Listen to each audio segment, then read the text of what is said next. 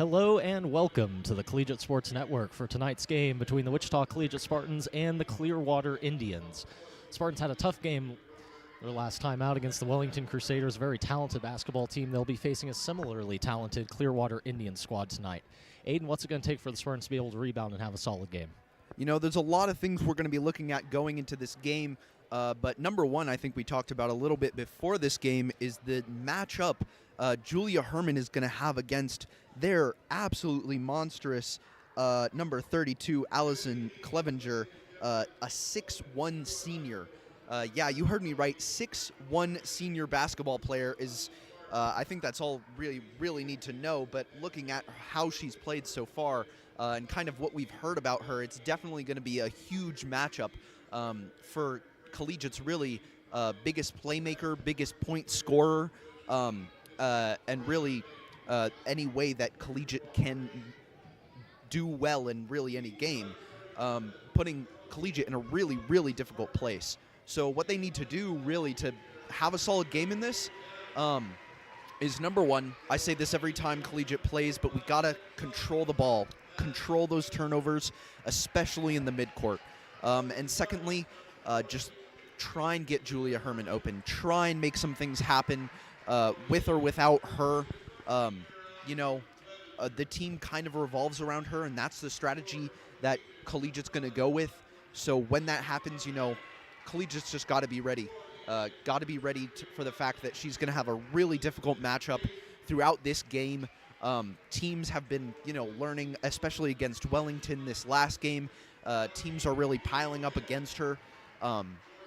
So this is kind of the time in which the season where it doesn't come down to just her, but it comes down to the whole team. Yeah, Aiden, that's a good point. I feel like most of the season it's been a problem trying to get the ball down inside to Julia Herman. Thankfully for the Spartans, Langley Overman is back in play, and she had a great game her first game back last time out against Wellington. Hopefully for the Spartans, she's able to kind of combat that, the ball handling, able to vary the look on offense for the Spartans. And another thing for the Spartans is they're going to have to work on not just loading up a single side on offense. It seems like all too often it's a lot of dribble right action, and the offense just gets stalled out on one side of the court, and the defense is able to prevent it. If the Spartans can spread out the court a little bit better tonight, they'll have a lot better chance. Yeah, but it really comes down to experience at that point. I know that's not quite the way that Coach Dillon might always be drawing it up, trying to spread out the offense. But it's really hard when you're going up against such talented girls. And for a lot of these players, it's kind of their first or second year ever playing basketball. It just makes it really hard to really make anything of those plays. See what the Spartans are able to do tonight as we get ready to tip it off from Clearwater, Kansas. Clearwater's already at half court, and the Spartans still waiting on the sidelines, looking to draw up a couple of plays from Coach Heath to start this one out.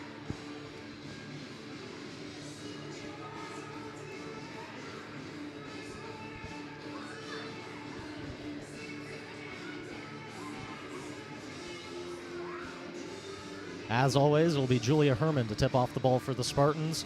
Opposing her will be number 42, Justine Berlin.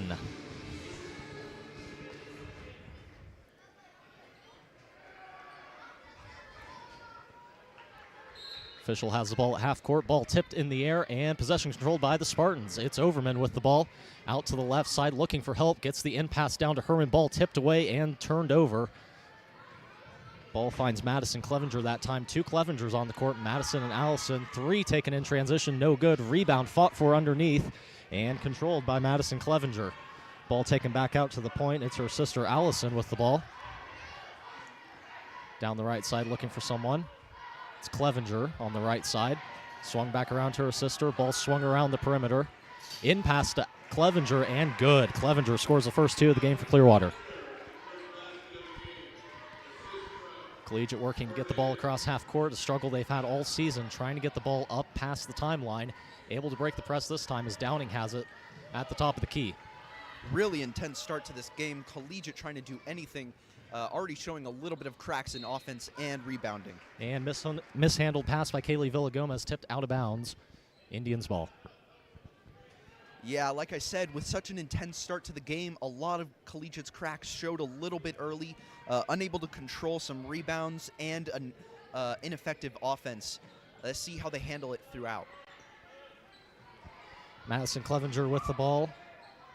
Jaden now. In pass to Clevenger and missed the layup. No good. Clevenger fighting for it with Herman under the basket and tied up, going Clearwater's way. Seemed like Herman was able to have that ball in her hands. Nearly got ripped away instead. Jump ball. Possession arrow favors the Indians. Man, that was almost a fatal mistake for Collegiate right there. She was wide open under the net. Just honestly got a little lucky. In pass to Clevenger, double teamed. Ball gets away, recollected though by her sister Madison Clevenger. Ball out now to Chaden. Swung around to Clevenger in the right corner. Back around it goes. It's Berlin. Dribbles out. Good Collegiate defense. Picked back out. Double team. Meets Chaden. Chaden puts up a wild shot, but a foul is called. Collegiate bench arguing for a travel. A couple of steps were taken before the shot, but foul called before that.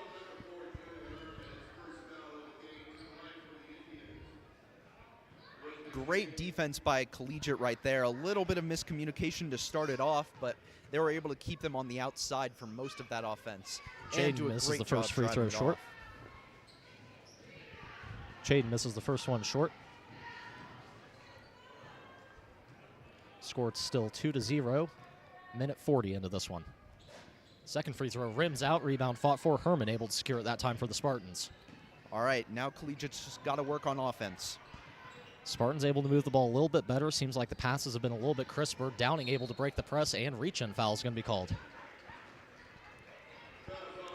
Yeah, Aiden, seems like the Spartans doing a better job early on getting the ball across half court, seeing a little bit more crisper passes, not floating passes as much, not letting that defense kind of recover and respond. Absolutely, and that's really what you want to see from a team like this. In pass to Herman, tried a one-handed sling pass to Overman, turned it over instead. In transition, it's Chaden, goes up hard, no good. Missed short, good transition defense from Kaylee Villagomez. Conrad taking it down the other way across half court. Stops at the top of the key, looking for options, gets it off to Downing. Downing dribbles the right side, gets it off to Herman in the post. Back out to Conrad. Conrad puts up the shot, blocked by Chaden. Hard collision under the basket. Overman tried to come in for the steal, but fouled Chaden as she went for the rebound. Man, Collegiate's really being aggressive. We've seen a lot of improvement from this team, especially on defense. But they're really just unable to capitalize in the paint. And if you can't, no points, there's no way to win this game. Yeah, Aiden, looks like the spacing's been a little bit better, though, so far for the Spartans. Bit of a lapse on defense that time, and an easy 2 points for Berlin. Once again, seeing a lot of full court pressure from this Clearwater defense. Collegiate able to break it once again. Ball into Herman. High elbow, no good. Missed it just a little bit long. Good look for the Spartans that time, unable to convert. Clevenger back down the other side of the court, pass it to her sister, misses the layup. It was Madison to Allison that time, no good on the layup. Herman comes down with the rebound. Man, Clearwater is definitely not capitalizing on these breakaways.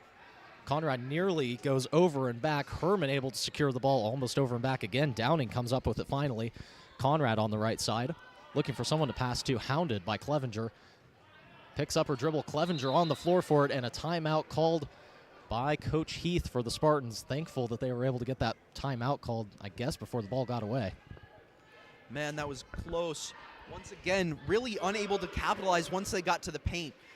Some issues that we've been talking about throughout their season has been getting away from that full court pressure, defending the ball better, both of which they are doing excellently so far tonight. Definitely seeing a lot of improvement.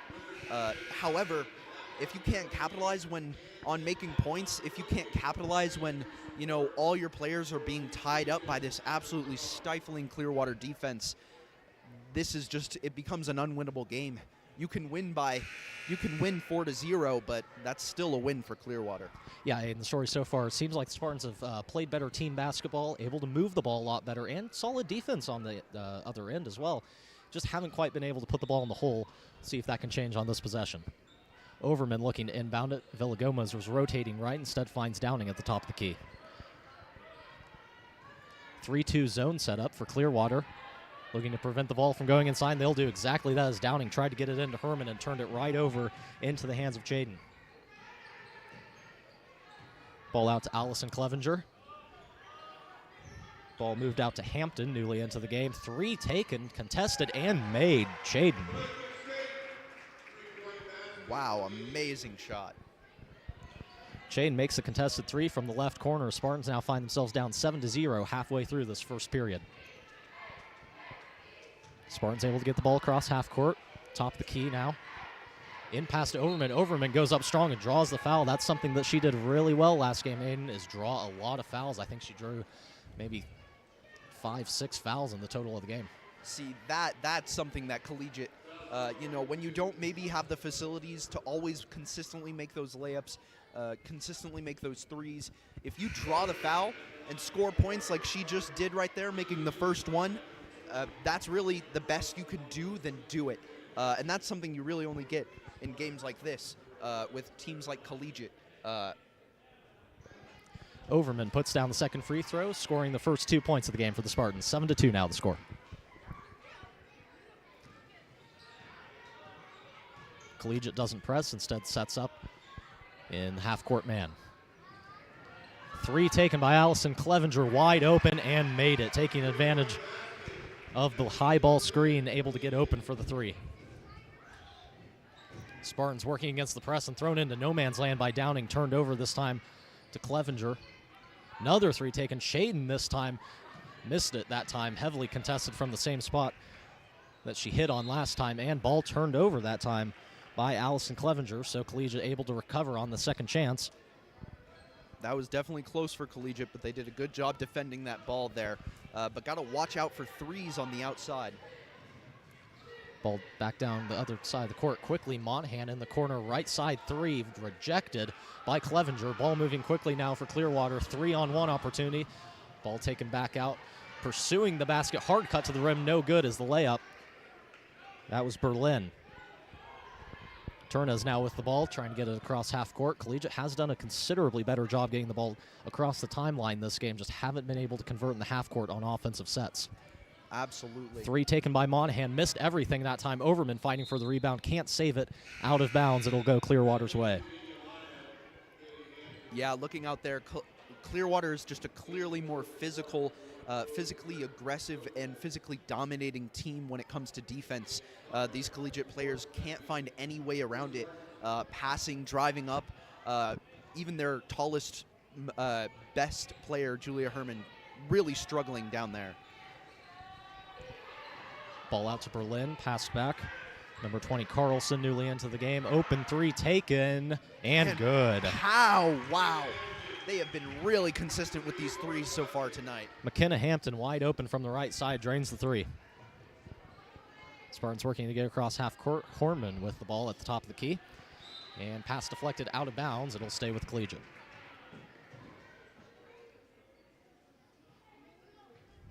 So quick run by the Indians has them up now 13-2, 2.5 minutes left in the first quarter. Spartans struggling a little bit in this one to stem that run. Chloe Villagomez on the right side tries the in pass to Herman, deflected, diving on the floor, able to save the ball out to Conrad. 3, no good. And rebound fought for and controlled by Chaden underneath. Chaden rushing down the other side of the court, doesn't have numbers, gets it back off. Out pass to the perimeter, trailing the play was Clevenger, couldn't make the 3. And Chloe Villagomez comes down with the rebound. Turn is now controlling the point. Man, I know we said it last time, but when that ball gets on the floor, you can always count on a Villagomez to pick it up. Turn has picked up her dribble and looked for options, but took a couple of steps while trying to do so. Turned over to the Indians. Collegiate able to make it past the halfway point so far tonight, but really not able to do much afterwards. Still looking for anything.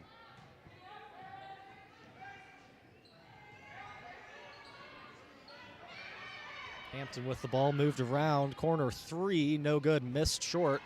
Chloe Villagomez comes away with the rebound, stripped away. Heavy contest, though, by Conrad. Stops the second attempt from going in. Third chance, though, is followed up and good. Turnez moving the ball up for the Spartans, gets it off to Conrad. Conrad moving the ball up, gets it across half court, back to Turnez, who's going to set up the offense. Double team meets her near half court, fighting to maintain the control of the ball. Nearly tipped out of bounds. Instead, Clevenger tips it out.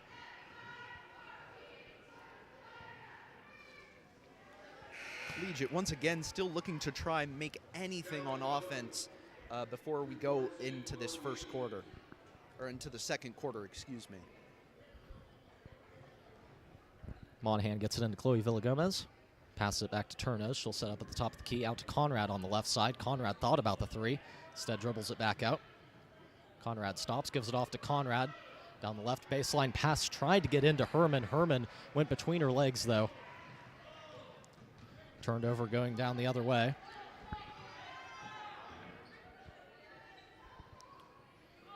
Ball to Carlson on the left side, left wing. Pass back to Berlin. Gives it back off to Hampton. Ball fought for underneath, stolen and deflected out of bounds off of Herman.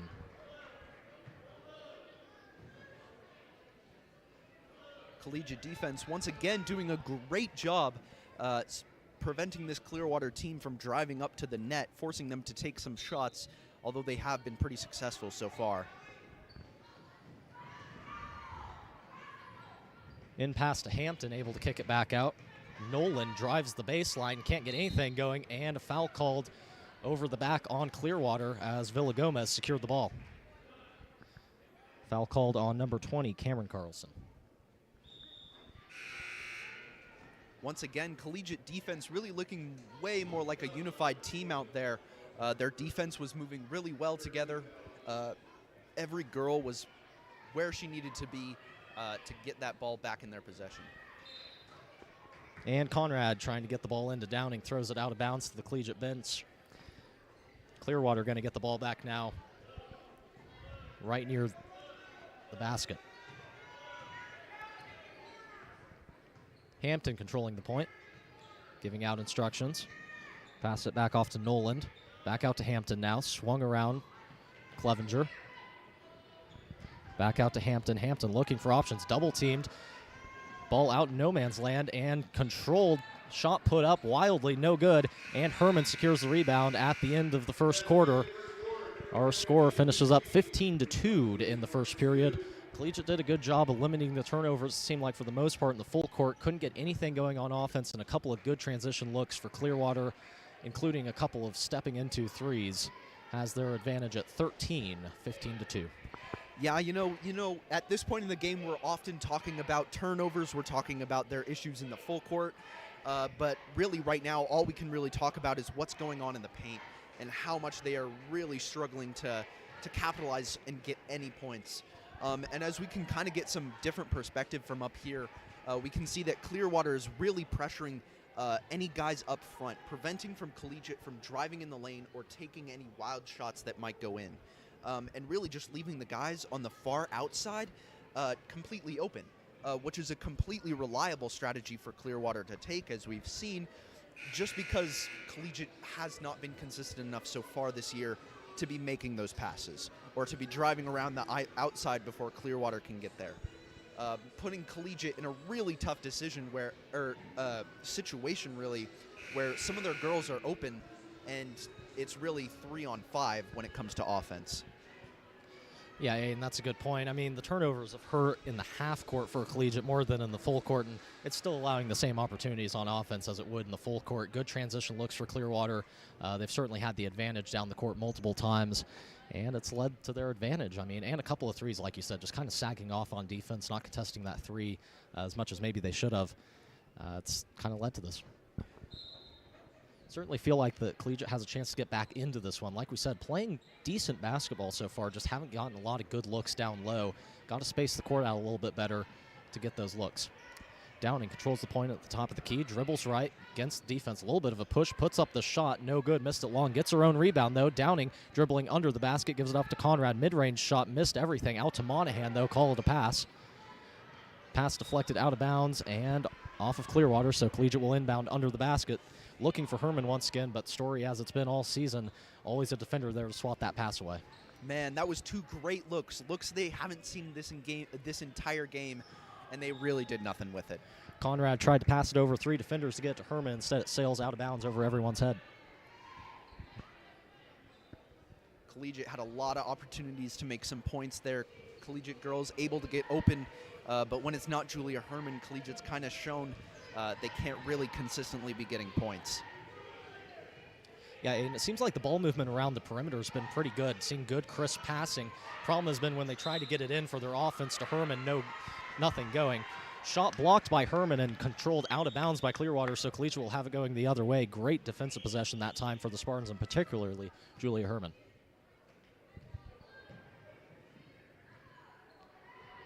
Downing with the ball, dribbling up court, trying to break the press, able to get it off to Conrad. And miscommunication, ball turned over to Clearwater, trying to find Downing, and a frustration foul called on Downing as Shaden had the ball, was trying to take it up court.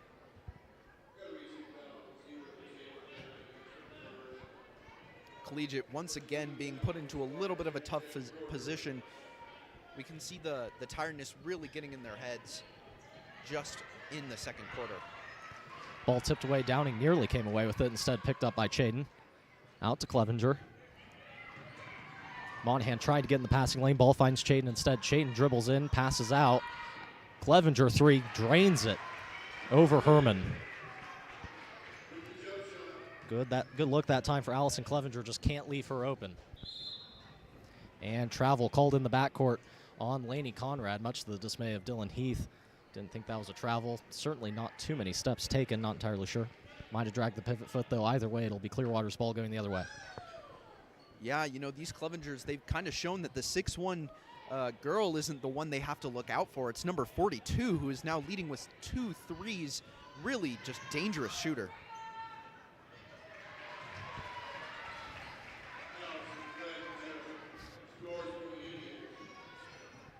Indians get the layup to go on a good look that time. Pass nearly taken away. Instead, Downing able to dribble it up court into Herman. Herman stops, shoots, no good. Missed everything that time. Hard collision under the basket and called out of bounds off Collegiate. Bodies went flying that time, but no foul called.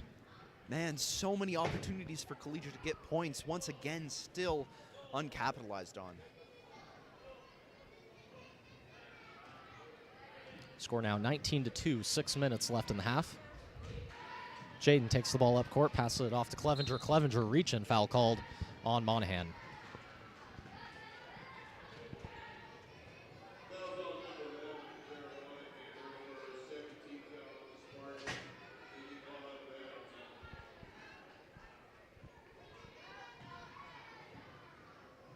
Ball into Chaden, top of the key, passes it back off to Clevenger. Ball in that time to Clevenger. Tried to dribble the baseline. Instead gives it back out to Chaden for three. No good. In and out. Ball fought for underneath. Nearly saved and is saved. Back out to Clevenger. Clevenger dribbles. Gets it back off to Chaden. Top of the key. Back around to Hampton. Wide open three in the corner. Missed short. Rebound. Fourth chance now for Clearwater. Put back up by Clevenger and finally goes. Clearwater on a fourth attempt gets it to go. 4 chances. I mean, of course they're going to get it. Downing tries to dribble left, loses the handle, and tipped out of bounds that time by Chaden, who dove on the floor trying to save it, unable to, though, so Collegiate will maintain possession.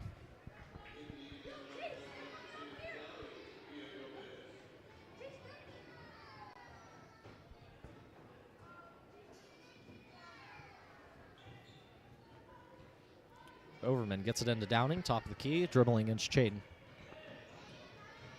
Downing dribbles right, picks it up, looking for Herman, finds her. Herman double-teamed in the low block. Reach-in foul is going to be called on Kylie Hampton.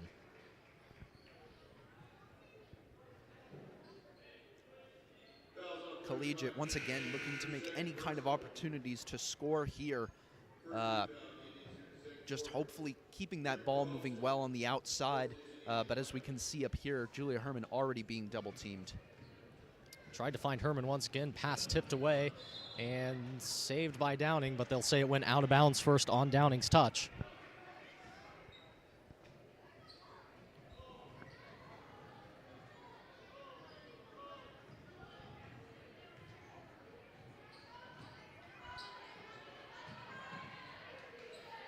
Ball into Chaden, puts up the layup, no good. Rebound fought for. Clevenger comes down with it, using that height to her advantage, and fouled underneath the basket. Might have gotten hit in the mouth. And looks like she did. She's going to come out of the game, maybe a bloody nose or bloody mouth.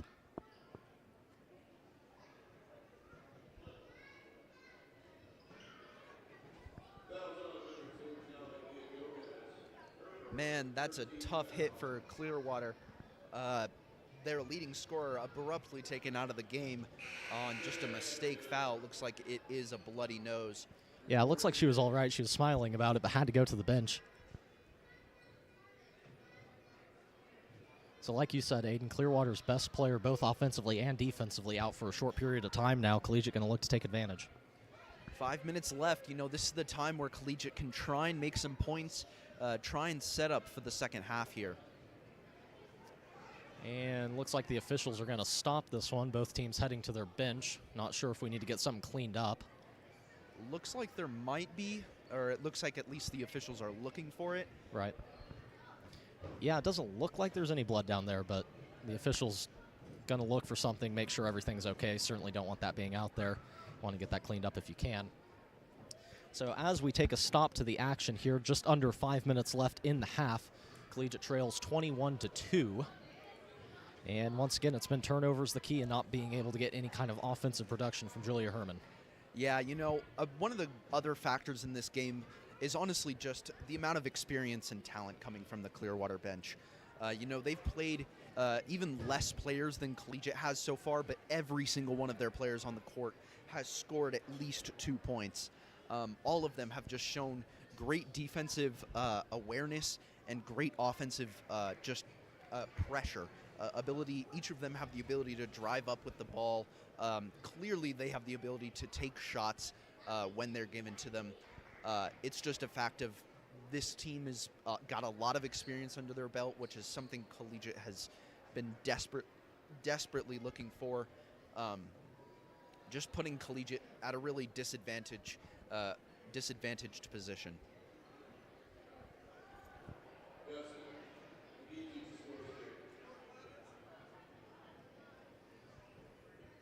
Still paused in this one as the officials are at the scorer's table. One has gone over under the bleachers looking for someone.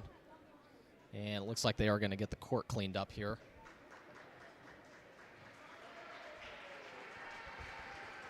And a round of applause for the cleaning crew as they get out to clean this one up.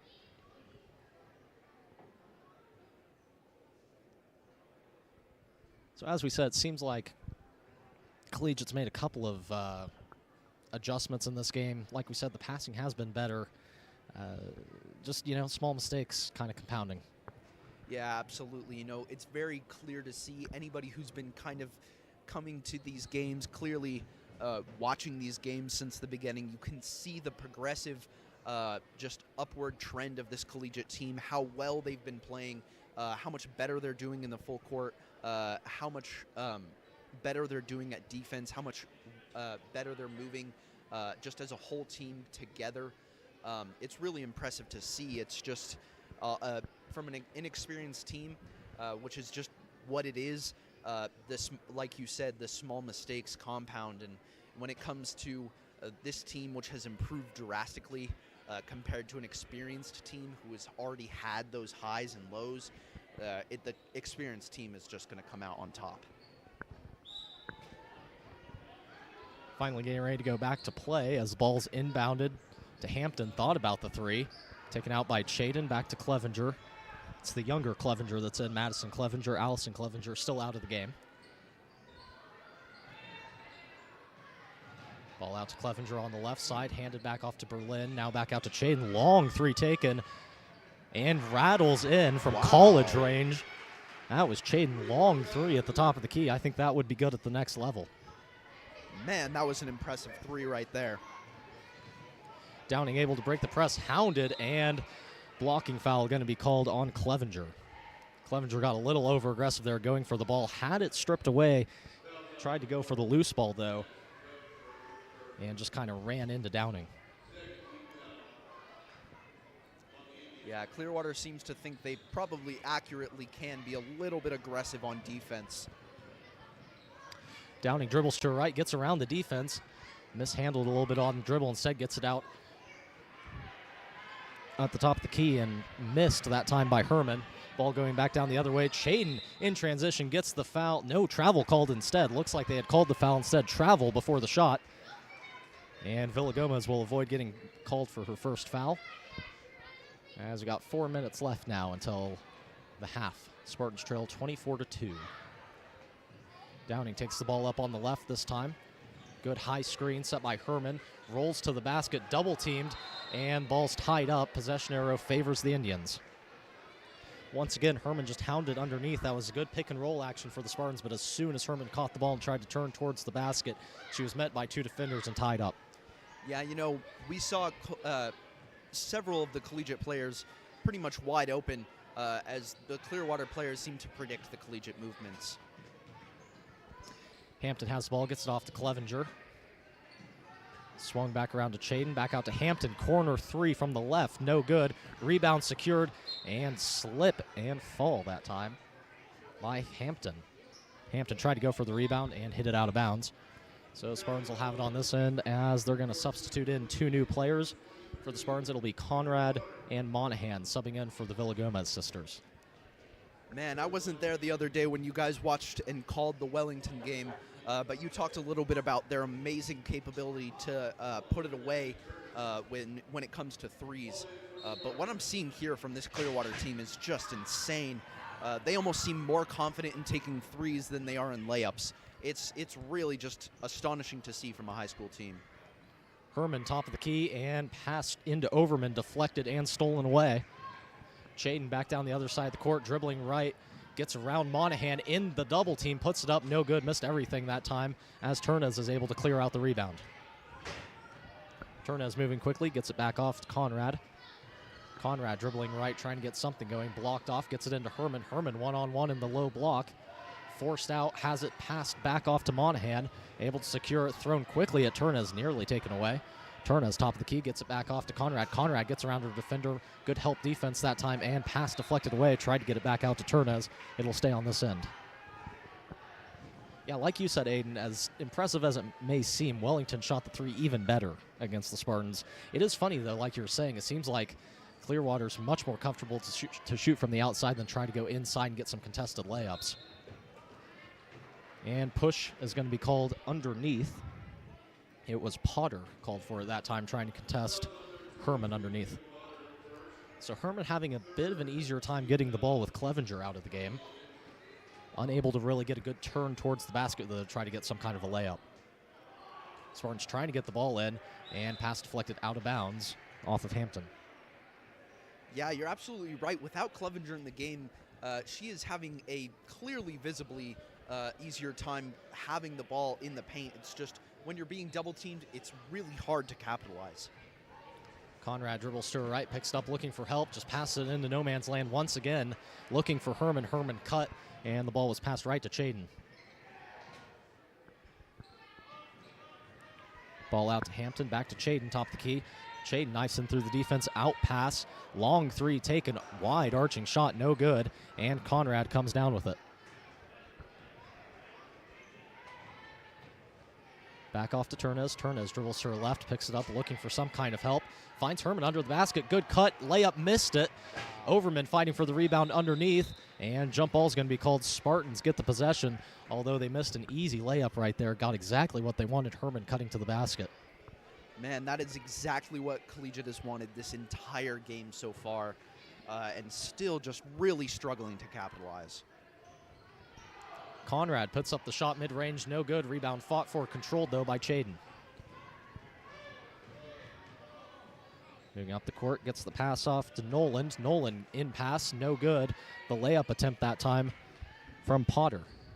Conrad able to secure the rebound, going back down the other way for the Spartans. Minute and a half left in the half, 24-2 still the score. Spartans have held strong on defense, still trying to get something on offense. Pass picked off by Chaden, going against Conrad in transition, gets the pass through and away. Berlin, no good on the layup.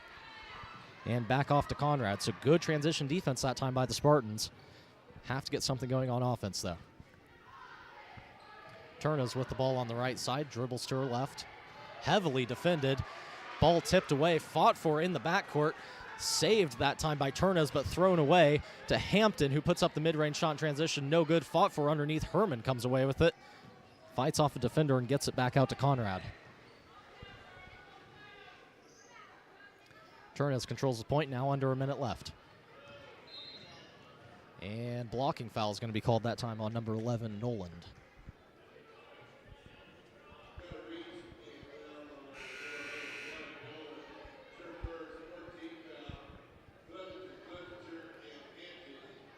Big switches here as we're closing in on the last minute of this half. I don't think we've seen Julia Herman come out of this game a single time, as Collegiate is still desperately looking to find any opportunity to capitalize on points with her. Kaylee Villagomez back in, gets the ball away to Downing. Wow. Downing makes a defender slip, gets it back off to Monahan. Monahan back out to Chloe Villagomez, back out to Downing, into Herman on the high post. Herman picks up her dribble, gives it back off to Downing. Spartans fighting ferociously to try to get some kind of shot away. 30 seconds left. Chloe Villagomez pulls up from the free throw line, missed it, no good. Had an open look. And ball rebounded out to Hampton. Back out to Chaden. Hampton on the right side, off to Berlin. Swung her out on the other side. Cross-court pass that time to Hampton. Clearwater content just to swing the ball around. Three taken in the corner, no good, missed everything. 10 seconds left. Chloe Villagomez comes down with the rebound. Spartans got to move quick. 5 seconds now left. Downing gets the pass away to Herman, cutting to the rim, lays it up, and good. Spartans get a quick hitter before the half ends. So they'll go into the locker room down by 20, 24-4, but a good look at the end of the half there in transition for the Spartans. Maybe can spark some offense in the second half, because as we go away to the locker room, it seems like the Spartans have done a good job for the most part in this game on defense, just can't get anything going on offense. A good look that time, though, in transition.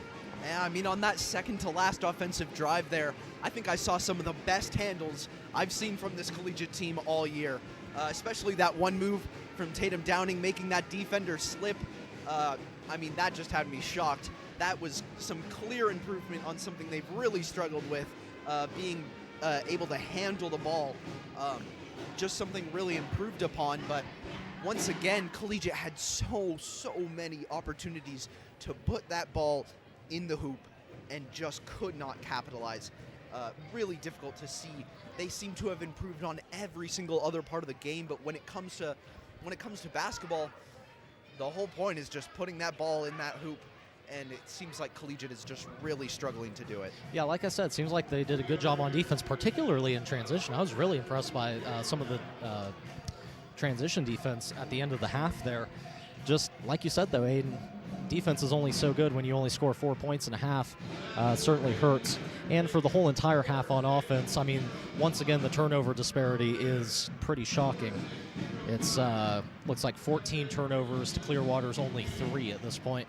So certainly something that's going to have to be shored up by the Spartans in the second half, but got good momentum going into the locker room. Hopefully can get a bit of a run going. Certainly a decent defensive showing. Spartans will have to work a little bit on offense, though, as we'll take about a 10-minute break and be back for the second half.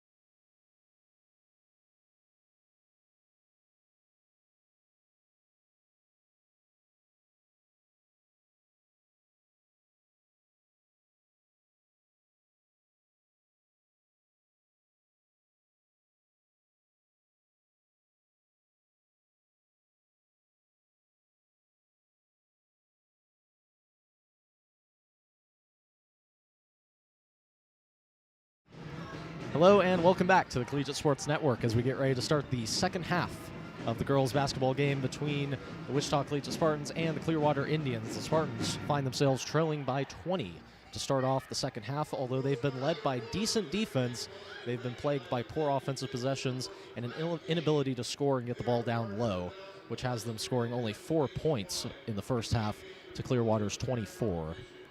Aiden, what's it going to take for the Spartans to be able to kind of space the court out a little bit better and get some good offensive sets in to maybe get back into this game? Yeah, on this, we talk a lot about turnovers when it comes to this collegiate girls team. And today, it's not as much turnovers when it comes to defense, and it's not as much turnovers when it comes to the full court area. It's turnovers when it comes to the offense. We're having significant trouble down in the paint, down when they have offensive possessions to make anything of it, and they're getting all kinds of turnovers. Back ready to play. It's Chaden at the top of the key. She's controlled the point for most of the game for the Indians. Swung back around to the top of the key. Back to Clevenger.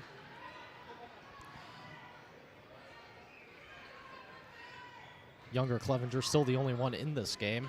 And hard run to the basket there by Chaden, and a foul called on the Spartans. Looked like it could have gone either way on the call. Instead, it'll be Clearwater on this end, inbounding under the basket.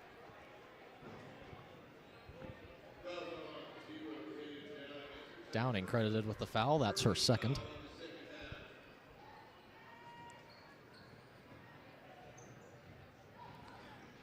Pass out to Clevenger.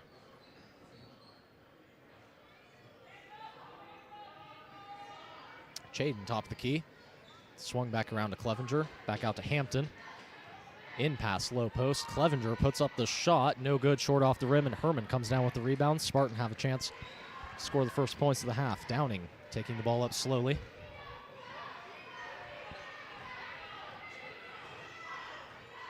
Looking to her left. Spartans trying to set up something inside. Pass out to Monahan. In pass to Herman. Herman working the low block under the basket, looking for some help. Double teamed. Passes it right to Hampton. Hampton looking for help. Picked up her dribble in the backcourt. Finally finds Chaden. Out to Clevenger. Swung around to Hampton. Takes the three and good. Correction, that was Chaden there once again. Her third of the game. That puts her in double digits. Her 10th.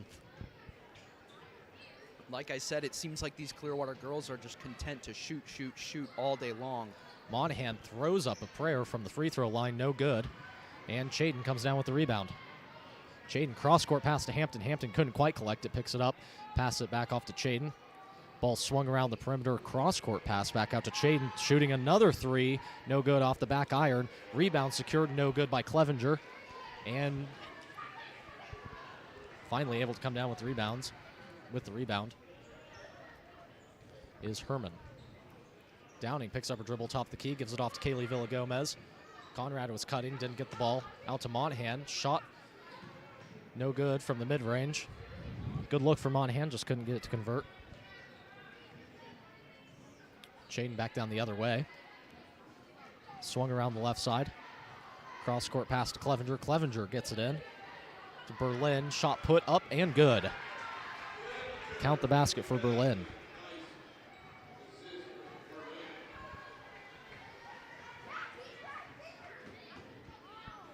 Score now 29-4 on a 5-0 run to start the period. Herman cross-court pass to Downing. Downing puts it up just short. Herman comes down with the rebound, puts it back up, and good. Julia Herman. Good second chance effort that time for the Spartans. Score now 29-6. Monahan trying to contest Clevenger. Can't get to go. Swung out to Chaden. Back out to Clevenger. Top of the key. Swung out left. And misplaced pass. Tried to find Berlin. Instead passed into the hands of Downing. Spartans come away with the turnover. Spartans looking to get a little bit of momentum going as Downing picks up the ball. Out to Conrad. Open three. In and out. Couldn't quite get it to go. Good look that time by Conrad. Just couldn't quite convert. Collegiate slowly inching closer and closer to getting those points. Step into three. No good. Rebound secured by Berlin, and she's fouled on a reach-in that time by what looked like Herman. Might have been Downing. She was also under the basket. And it will be on Downing. Her third. So 4.5 minutes now left in the third quarter. Score still 29-6. Good shot attempt that time once again by Chaden. Almost came away with her 4-3 of the game. Instead, it was missed, and rebound was fought for in the foul underneath. Ball back in play.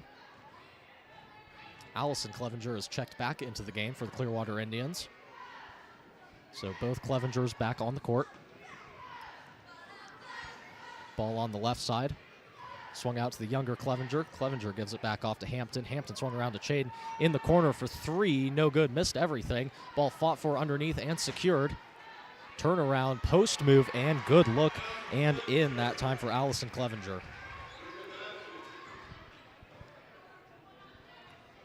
Great turnaround move right there. Ball was saved that time by Hampton, who got it to Clevenger in the low post and put a good move on Julia Herman. In pass to Herman is taken away by Hampton. Quick up the court, it's Clevenger. Puts a fake and gets it to go. Got Chloe Villagomez in the popcorn machine. And was able to get the layup to go in transition, and Dylan Heath is going to call a timeout for the Spartans. Yeah, no wonder. Clearwater is really just cooking out there, and they don't even have their best player on the court right now. Number 42 staying out going into this second half. Collegiate really had some good looks showing up, but still, really struggling to make any kind of points. Julia Herman putting up 2. But still, when you're unable to capitalize on those threes and defense showing some cracks later into this game as frustration and fatigue, I'm sure, are showing up, this game is ever becoming worse for the Collegiate Spartans. Yeah, as you were saying, Berlin has been out of the game for the past couple of minutes for Clearwater, but she's played a good presence. Big story, though, is that Allison Clevenger, Clearwater's best player, has checked back into the game and has been in for most of this half. She's made her presence felt, had a good post move underneath the basket to score her first couple of points in a while against Julia Herman. Yeah, Spartans still struggling, though, to get the ball inside to the post. Just can't quite get anything underneath there. And the defense is starting to fall apart a little bit in transition. Just a couple of good moves in the low block by Clearwater has them up now 33-6.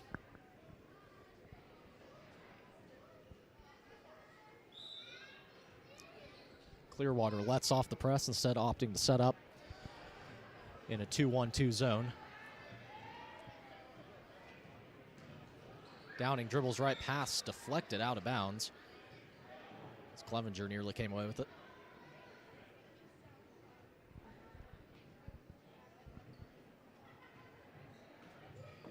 Turner looking to get it in, finds Downing. Downing looking for options, picks up at the dribble. Takes it from the top of the key, knifes through the defense, kicks it back out to Conrad. 3 taken, no good. Another good look for the Spartans, just couldn't quite get it to go. Good inside-out action on offense that time. Couldn't get the open 3 to go. Hampton on the right side. Back out to Chaden on the left. Chaden looking for options, tries to get into Clevenger over her head. Chloe Villagomez comes away with it. Spartans going the other way. Downing going to slow things down. Downing dribbles right, gives it off to Chloe Villagomez, and she's fouled. Reach-in that time called on Allison Clevenger. Collegiate slowing it down, trying all kinds of tactics just to break through this Clearwater defense. As it seems the Clearwater defense has, the Clearwater team, has kind of taken their foot off the gas a little bit. In pass to Herman. Herman kicks it back out to Downing. Downing perimeter to Chloe Villagomez, missed it just short again. Spartans haven't quite been able to hit from that right corner, although they've had good looks. Chaden Euro step into the layup, gets it to go. That's her 12th point, single-handedly doubling Collegiate score in this game. Downing gives it off to Conrad. Conrad picks up a dribble, double team, back to Downing. Downing trying to get it in to Turnez, finds her, and reach-in foul is going to be called. Turnez had to fight to secure the ball and drew the reach-in foul on Allison Clevenger.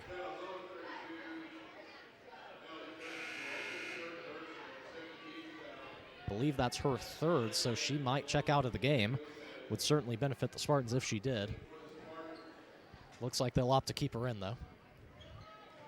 Herman gives it off to Turnez. Turnez wildly tries to throw it to Herman, and it's turned over. Just under 2 minutes left in the third quarter. Chaden at the top of the key gives it off to Hampton. Ball inside, passed out, nearly taken away. Instead, it's Chaden on the right side. Chaden dribbling against Villagomez. Picks it up, tried to throw it, and Kaylee Villagomez called for the foul.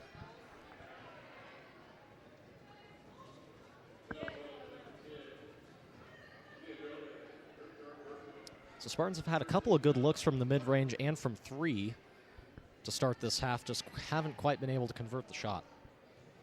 Yeah, they've had some good looks. It's just they're really just not seemingly prepared. They look good, but not able to consistently make it in ever. Hampton missed the three. Rebound secured, though, by Carlson. Three put up by Chaden, no good. Rebound underneath to Hampton, no good. And Chloe Villagomez comes down with the rebound and is fouled by Hampton.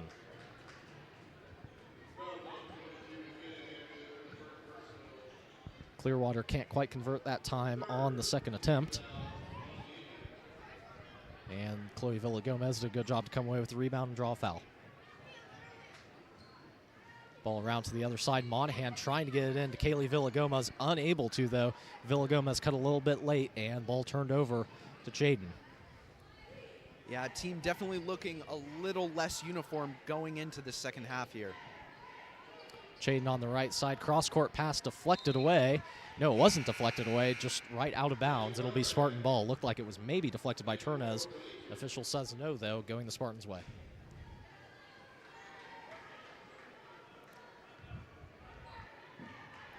Turnez takes up the point for the Spartans. Passes cross-court to Kaylee Villagomez. Gets it to her sister, Chloe, puts it up from mid-range, no good, off the back iron, rebound, fought for underneath. Kaylee Villagomez comes down with a good effort there on the boards.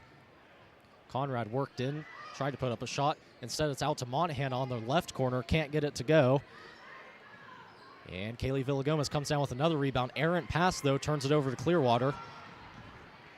It's Hampton with the ball and picked up her pivot foot. She traveled and comes up limping a little bit. Planted wrong on that foot and picked it up. Looks like she'll be all right.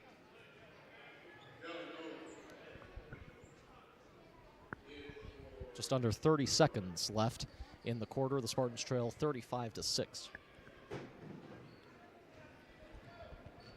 Collegiate hasn't scored any points since the start of this quarter, still struggling to find a look. Turnez with the ball, tries to get the in pass to Villagomez, instead stolen away by Chaden. Chaden gets it up court to Hampton. Tries to get the pass off tipped, but finds the hands of Clevenger. Puts up the shot, no good. Villagomez fighting for the rebound underneath and deflected it out of bounds. It was her and Nolan fighting for it underneath. Clearwater seeming a little less consistent with the threes in this second half, but having plenty of opportunities, so they will always score when it counts. Quick timeout called here. 4.6 seconds left in the quarter. Collegiate's going to try to get some kind of quick hitter, some kind of end of clock play. Maybe something similar to what they were able to get at the end of the second quarter to go into halftime. Collegiate showing a little bit of that obvious kind of fatigue and frustration lingering from the first half here, as we can kind of see they just seem exhausted. A lot of their defensive capability, a lot of their mid-court capability that we were raving about in that first half is kind of devolved just a little bit, especially when it comes to defense. Clearwater team is getting all kinds of looks at threes, seemingly even more than they did. And especially when it comes to this collegiate offense, they are just really struggling to find any kind of looks here. At this point, it almost seems like they're kind of a little stuck almost by this Clearwater team. It's hard to put a word on it.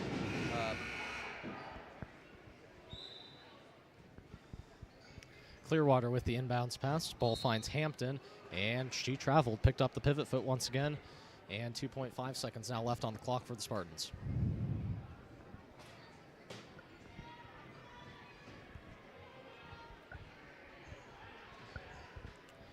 heave at the end of the buzzer, no good by Turnez. And that'll send us to the fourth quarter. The Spartans trail 35-6. Yeah, and Aiden, going back to the defense for the Spartans, it seems like it's been good for most spots. It just seems like there are a couple of runs where they turn the ball over in the half court, and it turns into a transition look that's really hard to stop. I think that's really the story on defense. Spartans have done a good job stopping Clearwater. Going back to the depth, though, as well, for the Indians, it doesn't seem like they're playing more people necessarily than the Spartans are. I've seen maybe, I don't know, 7, 8 players in the rotation for the Indians, whereas the Spartans are playing the same 7 or 8. Just seems like Clearwater's able to fly around the ball a little bit better, and I think a little bit of frustration starting to set in for the Spartans not being able to get anything going on offense. Yeah, absolutely. And that kind of comes back to what I was talking a little bit about earlier when it comes down to experience and capability with a basketball. A lot of these players on the collegiate team, basketball isn't their first sport. Sometimes it's just, something they did with their free time, which is just not what they're going up against, where a lot of times a lot of these Clearwater players have been playing since freshman year, and they've just excelled at it, making it just, really hard for this kind of a team to do anything. Yeah, Aiden, there's definitely an experience gap to be filled in there, and it will be over time, but this team is populated with a lot of underclassmen right now, and that makes it tough. Pass into Villagomez on the left side, gets it out to Conrad. Conrad dribbles to the left, picks it up, heavily guarded by Clevenger. Gives it back off to Villagomez, out to Monahan. Monahan to Chloe Villagomez. Chloe Villagomez tries to spin in 3 defenders, tries to get it off to her sister. Ball fought for underneath. Kaylee Villagomez secures it, gets it off to Turnez. Can't get the second chance to go. Kaylee Villagomez saves it, and pass deflected out of bounds off of Clevenger. Good effort that time by the Villagomez sisters, able to save a couple of possessions there for the Spartans.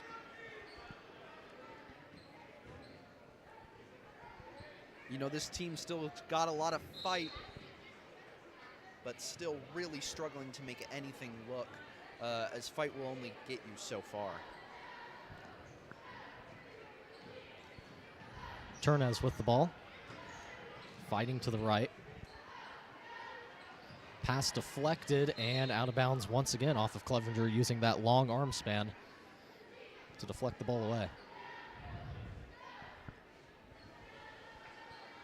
Spartans once again inbounding from the sidelines, and Allison Clevenger this time tips it away. Both sisters with really long wingspans, able to disrupt a lot of passes tonight for the Spartans. Monahan gets the ball into Turnez. Turnez trying to set up some offense. Dribbles to her right. Turnez knifes through the defense, gets the pass out to Chloe Villagomez, puts up a high arcing shot, no good. Rebound fought for underneath, finally secured by Hampton, caught off in the corner, and jump ball is going to be called. Possession arrow favors the Indians. Great defense play by Collegiate there. Yeah, really good effort under the glass, fighting for the rebound. This time, though, it's going to go the favor of the Indians, who have the possession arrow in their favor. Be Chaden taking the ball up the court.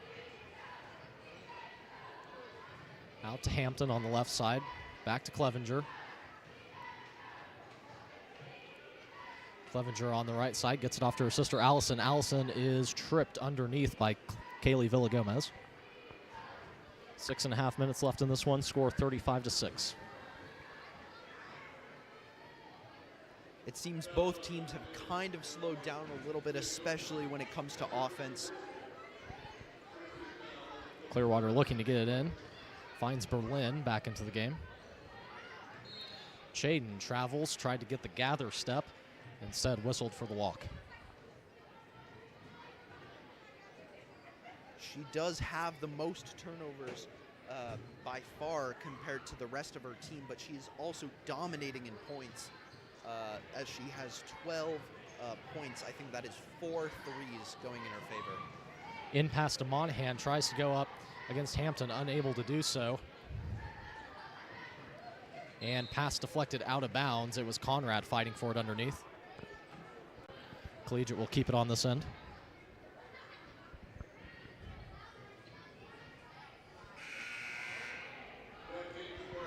And Herman and Downing will check back in for the Spartans.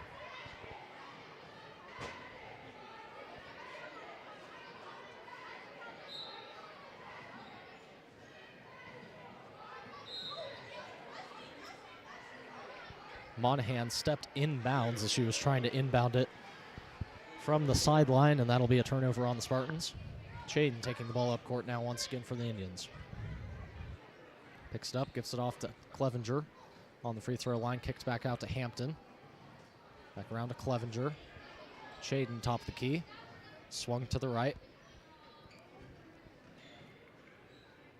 In pass, layup is good by Berlin. Berlin able to use her size to get easy layup in 2.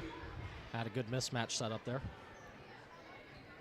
Yeah, Clearwater still playing calmly and correctly, especially on offense, as Collegiate almost seems to be scrambling to find anything on offense.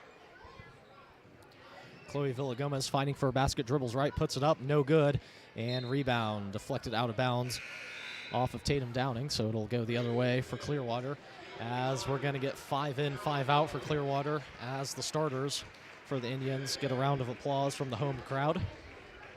Clearwater going to get an opportunity to play some players that maybe don't get as many minutes as usual.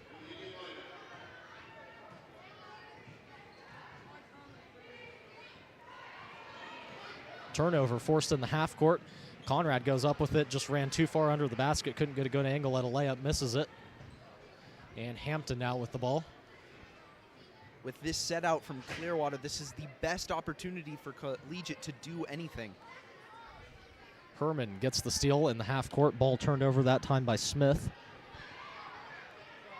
And Downing's going to take up the ball for the Spartans. 4:40 left in the game. Downing picks up her dribble at the top of the key, gets it off to Herman. Conrad open 3 from the corner, no good. Got tipped, I think. Shot affected, and Hampton comes down with the rebound. Smith dribbling up court on Downing. Gets the ball off to Noland. Collegiate doing a good job on defense to force a lot of turnovers. Ball out in the left corner, pass back to Smith. Smith thought about it, gives it back off to Hampton. Hampton mid-range, no good, missed everything. Ball fought for underneath and tied up. Looks like it was Potter going for the rebound. And possession arrow will favor the Spartans.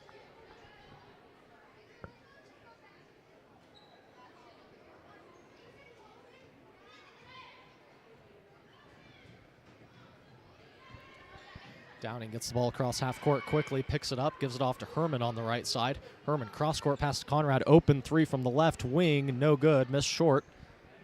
Rebound scored by Monahan, back to Herman, able to drill the 15-footer.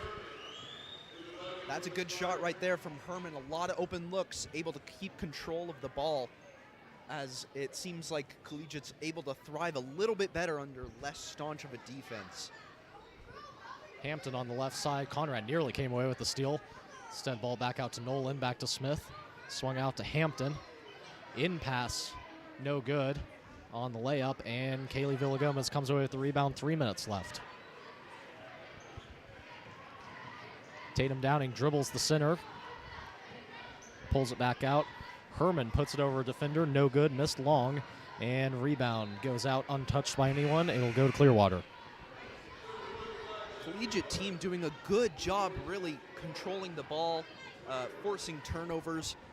Just once again, it seems like they're just unable to capitalize it, putting it in the hoop. Nolan takes up the ball. Off to Smith in the left corner for 3, rattles in and out. Rebound fought for underneath, finds Hampton, no good on the putback, and Kaylee Villagomez comes down with yet another rebound. 2.5 minutes left in this one. Downing trying to move quickly for the Spartans, getting something going in transition. Ball moved out.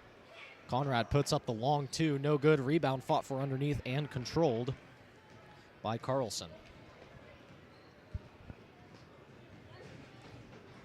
Carlson gets it off to Nolan, pass deflected away. Conrad fighting for it in the backcourt. Nolan able to come down with it. 5-on-3 at advantage for a short amount of time. Nothing going though. Back in pass to Hampton. Hampton fighting against Monahan, passes back out to Nolan, can't get it to go. And rebound secured and given back up to Downing. Clearwater seemingly repeating the same offensive play, just looking for any kind of threes or able to drive up the ball. Downing gets the ball in and score the basket. The new player on the Collegiate team scoring. Emma Strickland, new to the team, gets her first couple of points.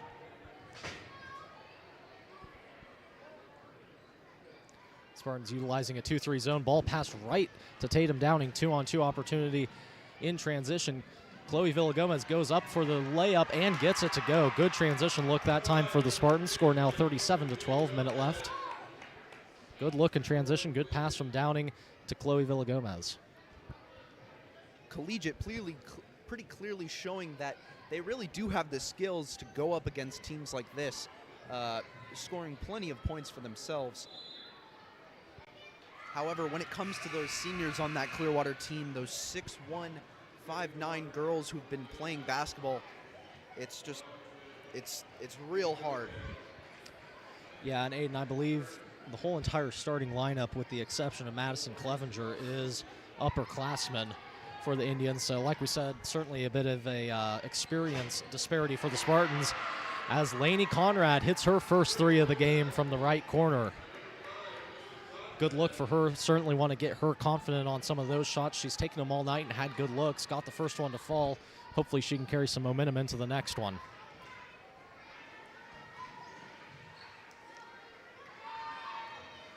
Shot out and good. Three-pointer answered by Hampton, as that'll put an end to this one as the Spartans drop it 40-15, although a flurry of scoring in the last couple of minutes eases the blow a little bit offensively for the Spartans.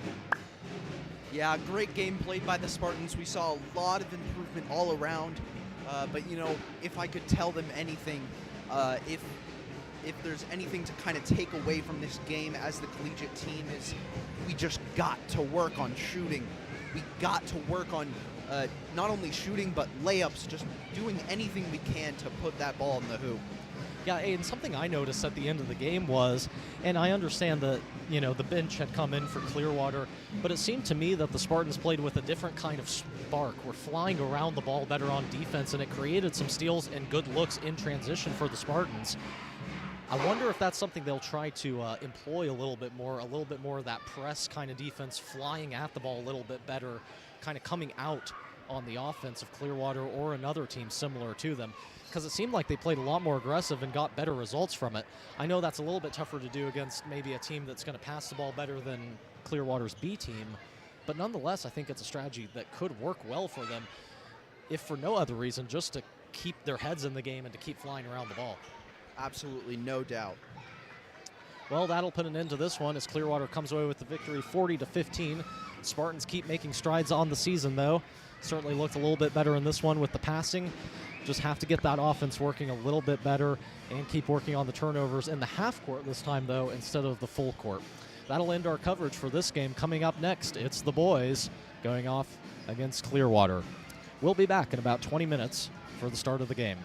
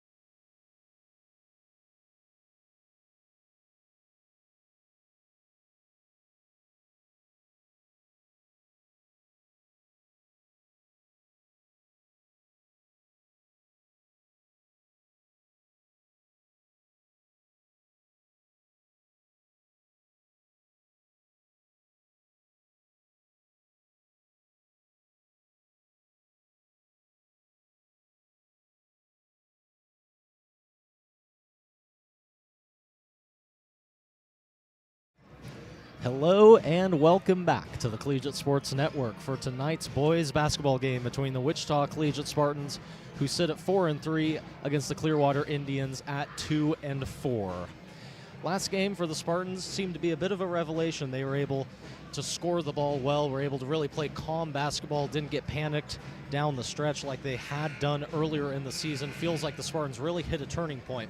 Although, unfortunately for the Spartans, feels like it's one step forward, one step back as far as health-wise goes for the team, with the addition of Sebastian Hines-Turner and the new injury to A.J. Batiste, who we hope will only be out for a couple of weeks. But nonetheless, for the Spartans, the emphasis is going to once again be on one offensive player, this time Sebastian Hines-Turner. Aiden, what can the Spartans do to vary the look on offense and lock down Clearwater on defense? Yeah, I was out for one game, and it seems like an entire player has just flipped on me, and basically the entire collegiate offense in Seabass being here now. But that kind of changes the dynamic of the collegiate offense. Oftentimes, AJ is probably one of the best shooters I've seen in high school. Definitely the best collegiate-wise. Just an amazing shooter. And the collegiate team, especially their offense, has really had to revolve around that. Whereas Sebastian Hines-Turner, he has the size, he has the power, and he has the talent to drive that ball up and make those layups consistently. So that kind of changes a little bit. And we were kind of talking about it and looking at this roster here, and one thing that this Clearwater team is definitely lacking a little bit is size. And that's something that when faced up against the kind of big defense of David Chege and the monstrous offensive capability of Seabass, that's going to be nearly detrimental to this Clearwater team. Yeah, I think the key tonight for the Spartans is take advantage of that size. They're going to have their way on the low block if they do things right, and just hound Clearwater defensively with that full court press. That'll be the key tonight for the Spartans. We'll take a quick pause for the national anthem.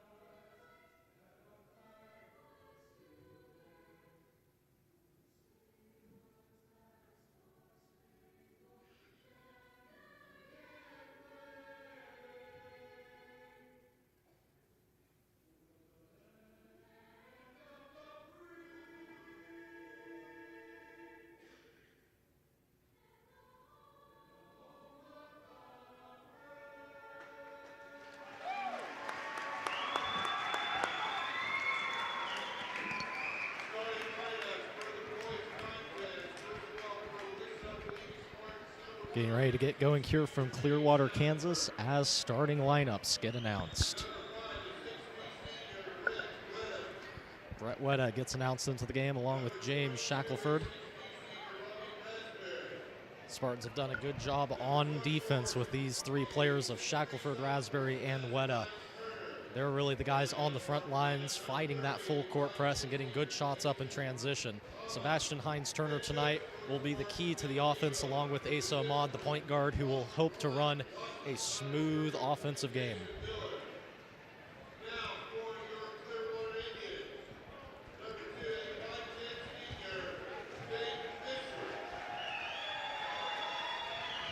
Yeah, we don't know a whole lot about this Clearwater team other than the fact that they are kind of lacking in size. They have very comparable depth on the bench to collegiate in just numbers and kind of seniority. So yeah, it looks to be a very interesting game. They do have a losing record, but you know, collegiate, we've been definitely struggling with our record this year, and I think we all know how good this team is. So I think this game right here could really tilt either way. Yeah, Aiden, some names that look familiar from last year's contest between these two teams, primarily the two Bs. It's Bergkamp and Burford, two big players listed at 6'2" and 6'1". Both of them seniors will likely have a big impact on this game tonight for the Clearwater Indians.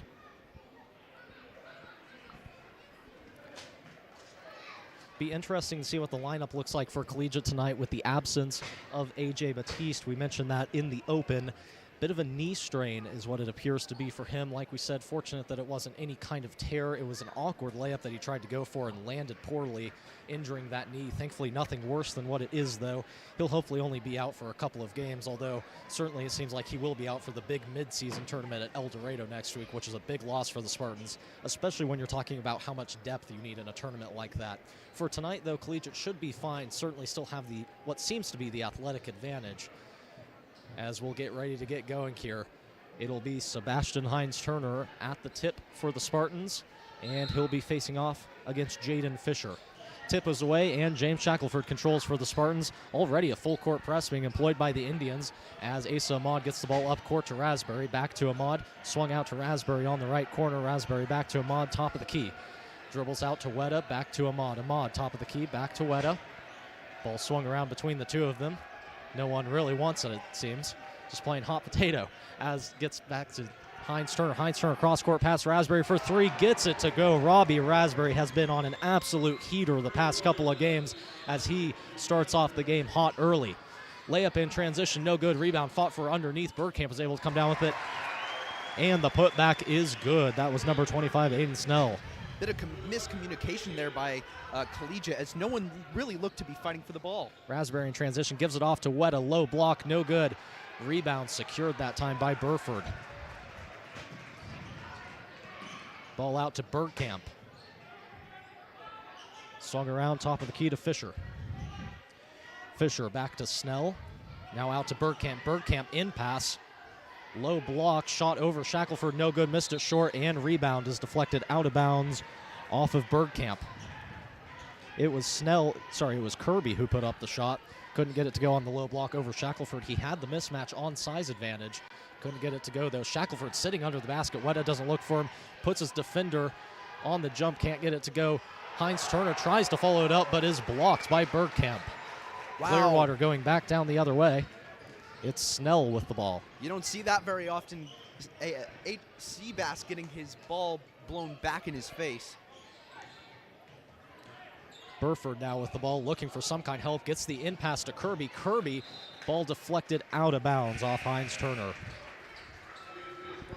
And quick substitution for the Spartans. Grace will sub in for Weta.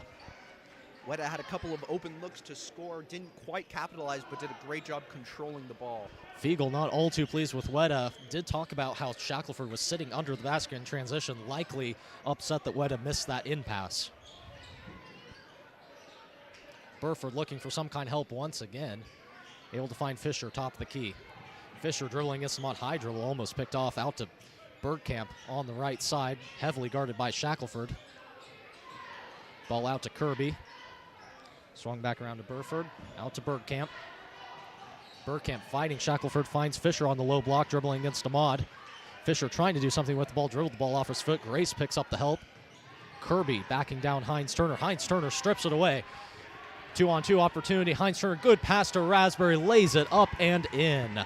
Great look in transition for Sebastian Hines-Turner to Robbie Raspberry, who converts the easy layup in transition. 5-2 now the score and advantage of the Spartans. Fisher takes up the ball, heavily guarded by Hines-Turner. He got caught with his hand in the cookie jar. Reach and foul called on Hines-Turner. Man, Robbie Raspberry on fire with 5 of his own points, picking up the first 3 of the game, really kick-starting this game for collegiate here. Drumright rushes to the table. He'll check in for Ahmad.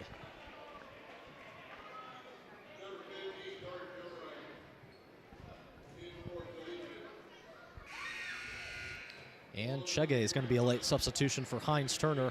Spartans looking to go maybe a little bit bigger, maybe a little bit slower here in the half-court set instead of looking to move so quickly in transition. Bergkamp takes up the point, directing the offense, pushed out to the half-court line, nearly over and back. Grace dives on the floor, tried to get the ball, couldn't come up with it.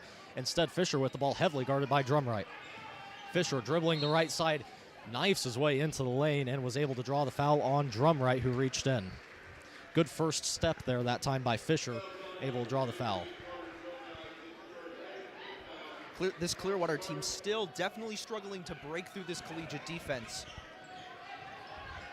Burford threw the pass to nobody. I think he was looking for Snell, but Snell cut to try to set an off-ball screen, and the ball trickled out of bounds. Collegiate going to pick it up here. Grace gets it into Drumright, who will control the point momentarily for the Spartans. Gets it up court quickly to Raspberry. Raspberry double team near half court. Gets it off to Chege at the high post. Chege back out to Drumright.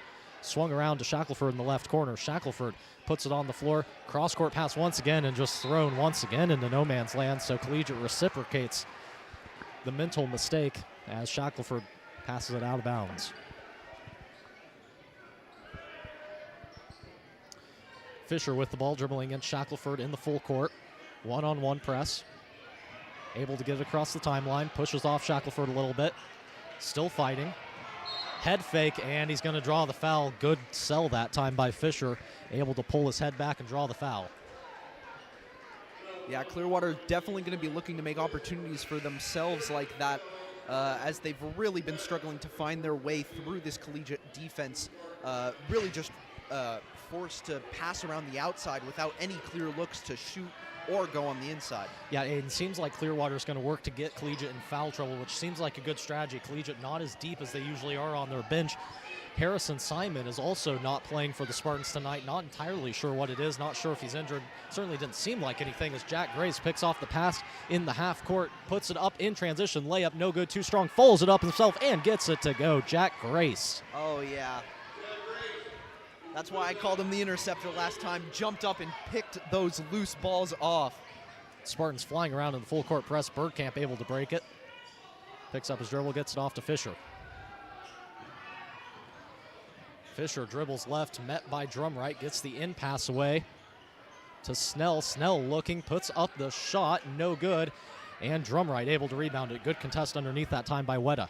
We don't see as much scoring from Collegiate as we usually do, but a lot of fierceness. Weta puts up the mid-range fadeaway, gets it to go. Brett Weta down on the right sideline as the Spartans try to employ a press. Drumright chasing the ball, nearly came away with it as he just ran after it and completely beat out Edwards to the ball. Tipped it out of bounds, though, so Clearwater will maintain it. And we'll get the first timeout for this one. As is the usual case in these games, off to a quick start. Collegiate leads 9-2. You know, this is not as big of a lead as we saw in the last game that I was here to announce for. But the other team was still able to come back due to kind of a bit of a lack of aggression in the later three quarters. So, you know, as we saw right there with Drumright, as we've been really seeing from all our players on the court here so far, we are seeing insane amounts of aggression, diving for balls, sprinting on every single play.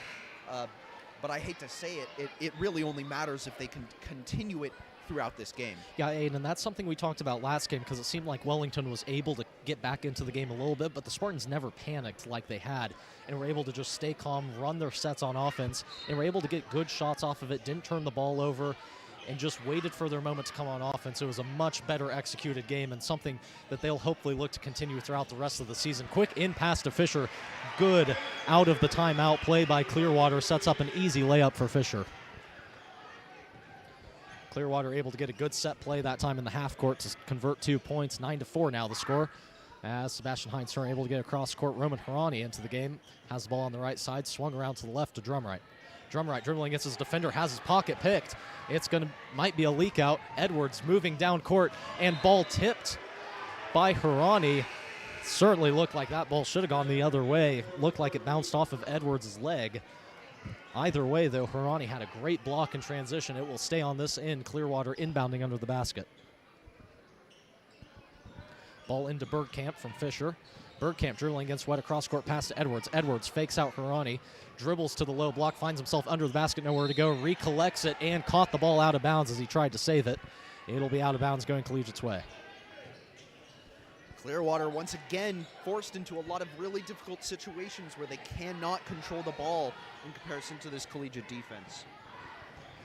Weta moving up quickly, gets it across half court, gives it off to Hines Turner. Back to Ahmad, who will control the point. Into Grace, worked his way through the zone, foul called, couldn't quite get the basket to go. He'll go to the line for 2. Wow, with a shot like that, you would have thought he's Sebastian. I mean, seriously, definitely doesn't have the size as many of the other guys on the collegiate team, but he definitely plays like it. Yeah, really good job by Jack Grace to knife into the middle of the zone. He was able to catch the pass, turn and shoot, got fouled, couldn't quite convert it. Gets his first free throw to go, though. He'll look to convert the second one to get his full amount of points.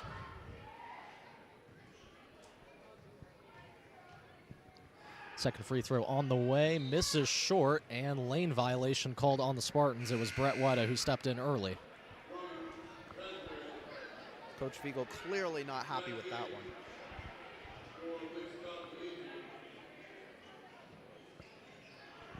Edwards looking in, pass almost through the home run pass down court. So he'll get it off to Bergkamp on the short pass. Bergkamp hounded by Weta, nearly turned it over. Weta tipped it, seemed to think it went off Bergkamp's leg, but the official rules it in favor of the Indians, and I do think that was off of Weta. Bergkamp gets it out to Edwards. Edwards has made his presence felt early in this one as he subbed in off the bench. Hines Turner has the ball. It was tipped by Weta, nearly stolen, instead tied up. Possession arrow will keep it on this end.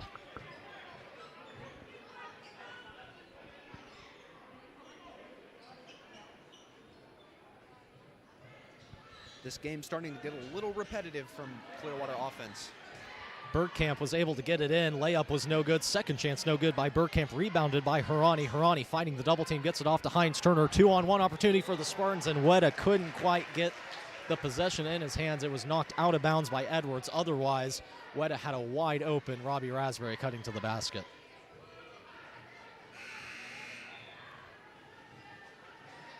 Hines Turner will inbound the ball for the Spartans, as it will be a quick substitution for Clearwater. Fisher checks in for Edwards. Hines Turner gets the ball into Weta.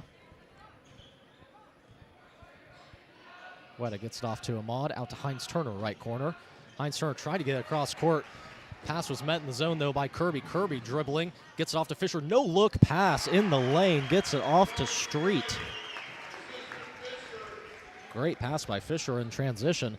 Gets the ball to Street. Hines Turner turns it over again. Just lacked the court vision that time, trying to find Hirani cutting to the rim. Kirby once again intercepts it, trying to move the ball up court. Nearly traveled, and they'll say he pushed off Robbie Raspberry for a foul going the other way. Sebastian, definitely one of our better players, as we talked about. We kind of were planning to rely on him when it comes to this collegiate offense. Has kind of had a lackluster start to the game, picking up no points and 2 turnovers. Just kind of struggling to have any kind of vision. It's not that he's quite getting hounded by the defenders, it's just he's struggling to get any looks. Raspberry dribbles to his right, steps back, gets the pass away to Ahmad, had to collect it, had to run after it. Ahmad looking for Shackelford, finds him. Out in the left wing, gets it back off to Ahmad, high post. Ahmad backs down his defender, gets it off to Raspberry, right corner 3, no good. And rebounded by Edwards, out to Kirby. Clearwater going to try to move in transition a little bit. Kirby picks up his dribble, gives it off to Bergkamp. Bergkamp in the paint, gives it back off into the perimeter. It's Fisher, puts up a wild shot, fading away from the basket, no good. Hirani fighting for the rebound underneath, can't secure it. Back to Fisher, free throw line, got it to go. Fisher from the free throw line converts. Hines Turner dribbling against his defender, and blocking foul going to be called on Fisher.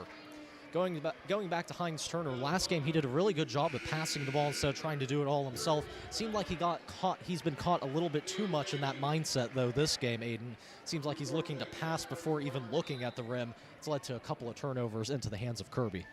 Yeah, he definitely does have a bit of a less dominating presence so far this game. In pass to Chege on the low block from Shackelford, puts it up, and good. Chege just uses his size to his advantage. 2 players jumping over him, ready to get that block. He just stayed on the floor.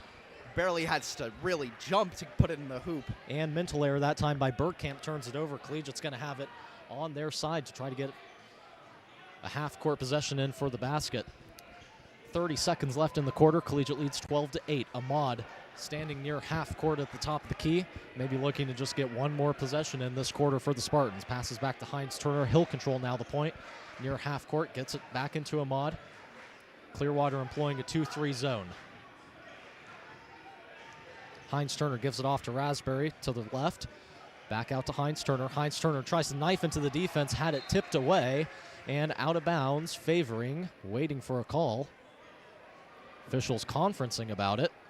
Looked like a botched pass. And it'll go Collegiate's way. Hands. So Collegiate maintains possession, 7.7 seconds left in the quarter.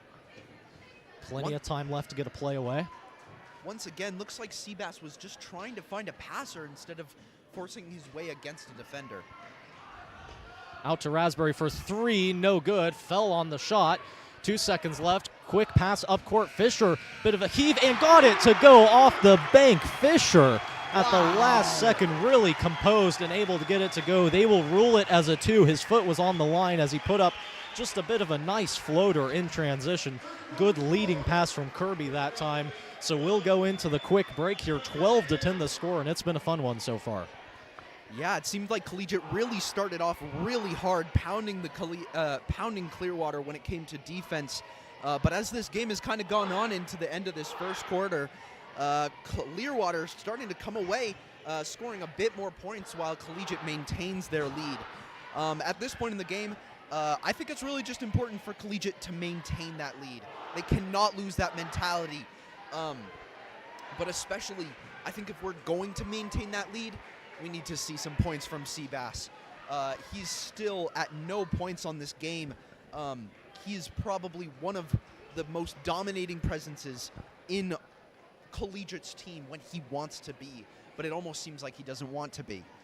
Yeah, and I don't think there's any need for concern right now for the Spartans. I think Seabass will find his way to work into the offense. Just have to give him a little bit of time in this one. Not too concerned about that. I don't think it's been anything big for the Spartans. It's just been a good fight, good rotations on offense by Clearwater. Collegiate just has to make sure that they're not letting back cuts, I think, along the baseline on defense. It seems like too many back cuts have been allowed under the basket, leading to too many layups. Besides that, not too much to worry about. Just a good fight from Clearwater, giving it their all tonight. Oh, I completely agree. 12-10 the score. The Spartans pick up the first possession.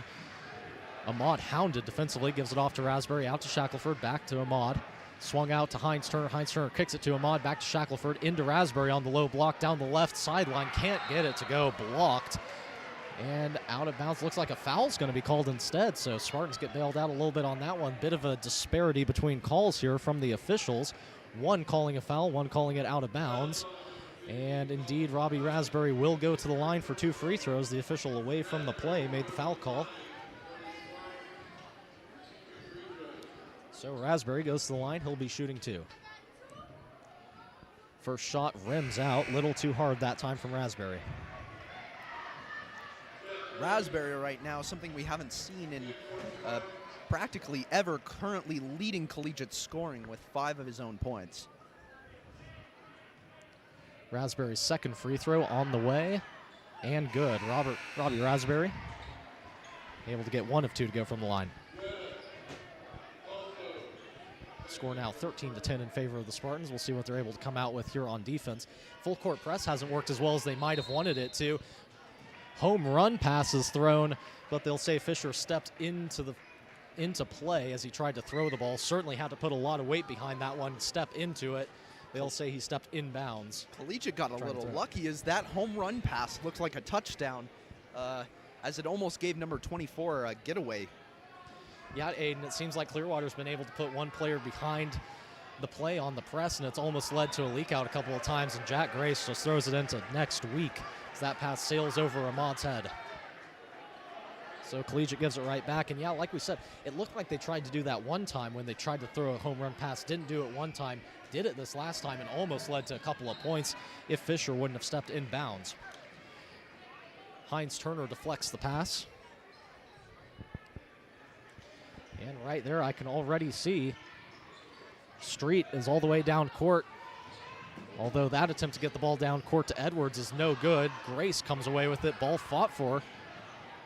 Deep in the backcourt. Grace trying to move it up, and a foul is going to be called on Edwards. He reached in one too many times. Edwards was certainly getting aggressive with Grace trying to go after it. Absolutely. He wanted that ball from Grace. Clearwater seems to be carrying the momentum from that last shot in the first quarter as they're playing more aggressively than we've seen this whole game when it comes to defense. Ahmad will take up the point for the Spartans. Gets it off to Grace, right back to Ahmad, swung out to the left. Into Shackelford, low post. Hines Turner for three, no good, missed everything that time. And Hines Turner is going to hear it from the home crowd a little bit. And I think that's the thing, Aiden. Hines Turner just still trying to work himself into the offense, just hasn't quite had those game reps that are so important. Give him a little bit of time, though. Another home run pass down the court. This time does find Street. Jack Grace defending him in transition. Street puts it up, missed everything that time. Good contest from Jack Grace, and the Spartans able to come away with it. Ahmad moving quickly down the other side of the court. Gets it off to Shackelford. Shackelford against the defender, and a blocking foul is going to be called against Edwards. He picks up his second foul in about 30 seconds. Edwards just stepped in a little too late. Could have been worse, though, for the Spartans. That certainly could have gone the other way. Man, a lot of action right there. Great job by Jack Grace to stop that runaway, as that was almost really dangerous. Another successful home run pass, something I know Jack Grace wasn't expecting. I wasn't expecting. Interesting to see. Yeah, it seemed like Grace had it covered for the most part, but certainly you don't like that one-on-one in transition if you can prevent it. Shackelford into Weta. Weta pass tipped away and out of bounds off of what looked like Kirby. So Collegiate will inbound under the basket. Maud's going to be looking for somebody here. Finds Grace, top of the key, out to Shackelford on the right. Shackelford gets out to Hines Turner. Hines Turner on the right corner. Gets it back off to Weta. Weta dribbles to his left. Out to Grace on the left corner. Shackelford inside the zone, gives it back off to Weta. Weta head fakes, puts it on the floor, gives it back to Shackelford, right side, back out to Weta, right corner three. No good, misses long.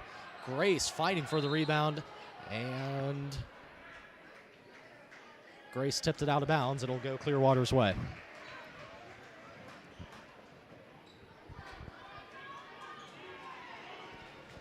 So the offenses for both teams seem to have simultaneously stalled at this point. Score still 13-10, 6.5 minutes left in the half. Yeah, I know we like to say defense decides, but they're taking it to a whole new level here. Fisher jump stop, and a foul is going to be called on Shackelford. Bit of a block there, maybe even a reach in.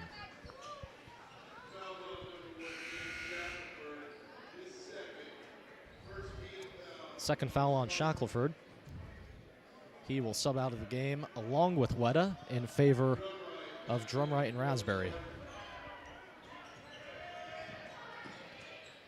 Fisher on the left corner, guarded by Ahmad. Back out. Tough shot put up and good. Kirby.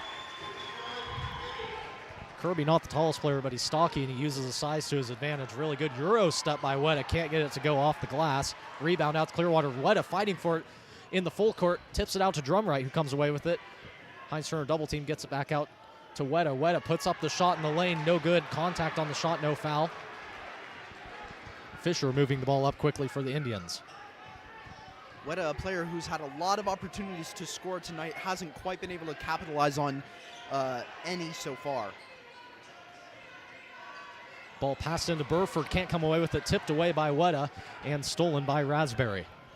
Weta moving quickly against the defense, met by Fisher. Fisher pursuing the ball, and he fouled him, and a little bit of extracurriculars after the play. Looks like Weta just a little bit frustrated with himself there, kind of upended Fisher. Believe the foul was called on Fisher, though. I think that was a bit unintentional, but the fans certainly don't like it. Yeah, by all means, I do believe it was unintentional. Just seems like both players got tied up there. Weta does look a little bit frustrated with himself early in this going, though. Turned it over a couple of times, just not quite in the flow of the game. We'll see if both he and Hines Turner can get going, two players the Spartans desperately need. Out to Raspberry on the right corner. Raspberry gets it into Chege, met by three defenders. Chege hounded and gets the ball taken away from him by Edwards. Seems like if Chege has the ball for too long, he's liable to get it stripped away from him. And a three taken in transition by Fisher goes in, and Clearwater finds themselves with the first lead of the game. 15-13 the score. Hines Turner moving against the defense, gives it off to Weta, left corner, Drumright. Drumright back to Hines Turner, ball nearly tipped away. And it'll stay on this end for Collegiate. Man, Collegiate getting into a little bit of dangerous territory as they're forcing way more, turning over the ball way more than Clearwater here. Heinz Turner gets it into Drumright. Back to Heinz Turner. Swung out to the right for Grace. To Heinz Turner, top the key. Back to Drumright, corner. Drumright dribbles left. Back off to Heinz Turner. Grace gets into the middle of the zone. Doesn't get the ball, though. Out to Raspberry on the left. And reach-in foul called on Edwards. That might be his third. I believe it is. All very aggressive blocking fouls. This puts Robbie Raspberry in the position to tie the game as he is still leading in scoring with 6 of his own points. Raspberry's first free throw, good.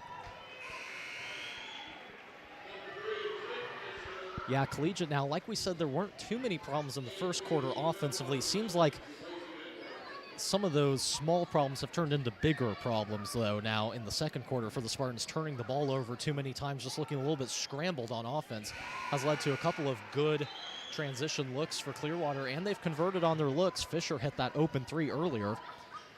Raspberry makes a second free throw, so we're back to tied at 15. Clearwater had their first lead of the game, though, for a couple of minutes. Deep pass down court, and a foul is going to be called on Grace. Grace impeded the progress of Snell, who was trying to go after the ball.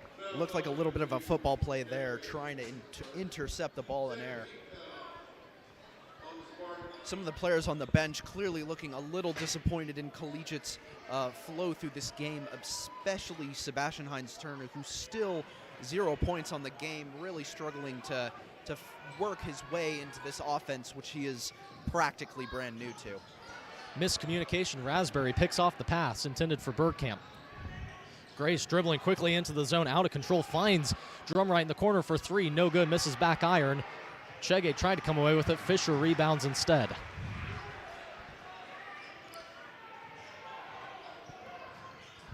Bit of a press employed by the Spartans. Broken, though, by Fisher. Fisher puts it up in the lane. No good. Tip in.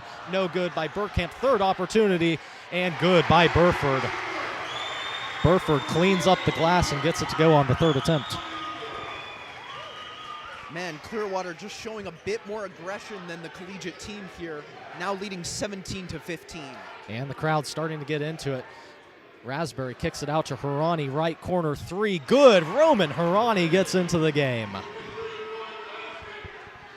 Big 3 by Roman Harani puts the Spartans back on top. Fisher dribbling quickly back down the other side. Euro step. And a jump ball is going to be called as Raspberry nearly stripped the ball away. So it'll stay on this end as the possession arrow favors Clearwater. Man, this Bergkamp guy, he has definitely not got the size as nearly everybody on the court right now, but boy, does he have the power and the bite to back it. Fisher dribbling to his left. Picks up his dribble, nearly a travel, nearly left the floor. Dribbles to his right. Grace picked him up, and he's going to get called for the reach, and it'll either be on him or Chege. Not sure which one. They were both contesting. And it'll be called on Grace.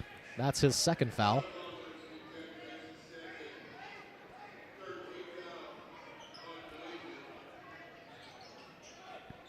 Clearwater looking to get the ball in, finds Fisher. Right corner, backing down Grace. Grace, good contesting defense. Tried to get it into Bergkamp. Bergkamp gets it to Chege. And Chege was called for the travel. A lot of action underneath there between Bergkamp and Chege as they were fighting for it underneath. Officials let it play out, and Chege fell to the floor, called for a travel. You know, Chege has that size, but it seems like if he has the ball for too long, he just gets swamped by other players, and then it just falls out. Great vertical by Brett Wetta to break up the tip-in pass as it's nearly stolen away in the half court. Instead, able to come away with the ball. Whistle called, and an arm bar is going to be called, believe, on Fisher. And looks like it is. Impeded the progress of Raspberry. It'll send, never mind, impeded the progress of Heinz Turner, who will go to the line for 2 free throws. Foul was actually assessed to number 25, Aiden Snell, as we clean that one up. Heinz Turner's first free throw misses short.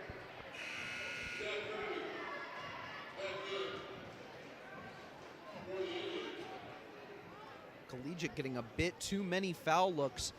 This is something Clearwater is going to have to look at with these aggressive fouls. Heinz Turner's second free throw gets it to go. And 19-17 now the score. Spartans lead by 2. Bergkamp controlling the point for the Indians. Trying to dribble against Heinz Turner, trying to get it across half court. Finally finds Fisher. Fisher down the left side. Gets it off to Snell. Snell stripped by Ahmad. Great defense that time by Ahmad. Read the play right. That's a little bit of ball Ahmad knowledge. tried to get the in pass into Weta, just a little too hot though. Turned over to Bergkamp. Clearwater doesn't have numbers. They'll pull the ball out. Ball passed into Snell. Whistle called and timeout from Clearwater's coach, Jonathan Dickstall. Man, Collegiate leading in this game 19-17, but just barely. Wow, what an eventful game so far. Collegiate fighting for every single point, as well as the Clearwater team.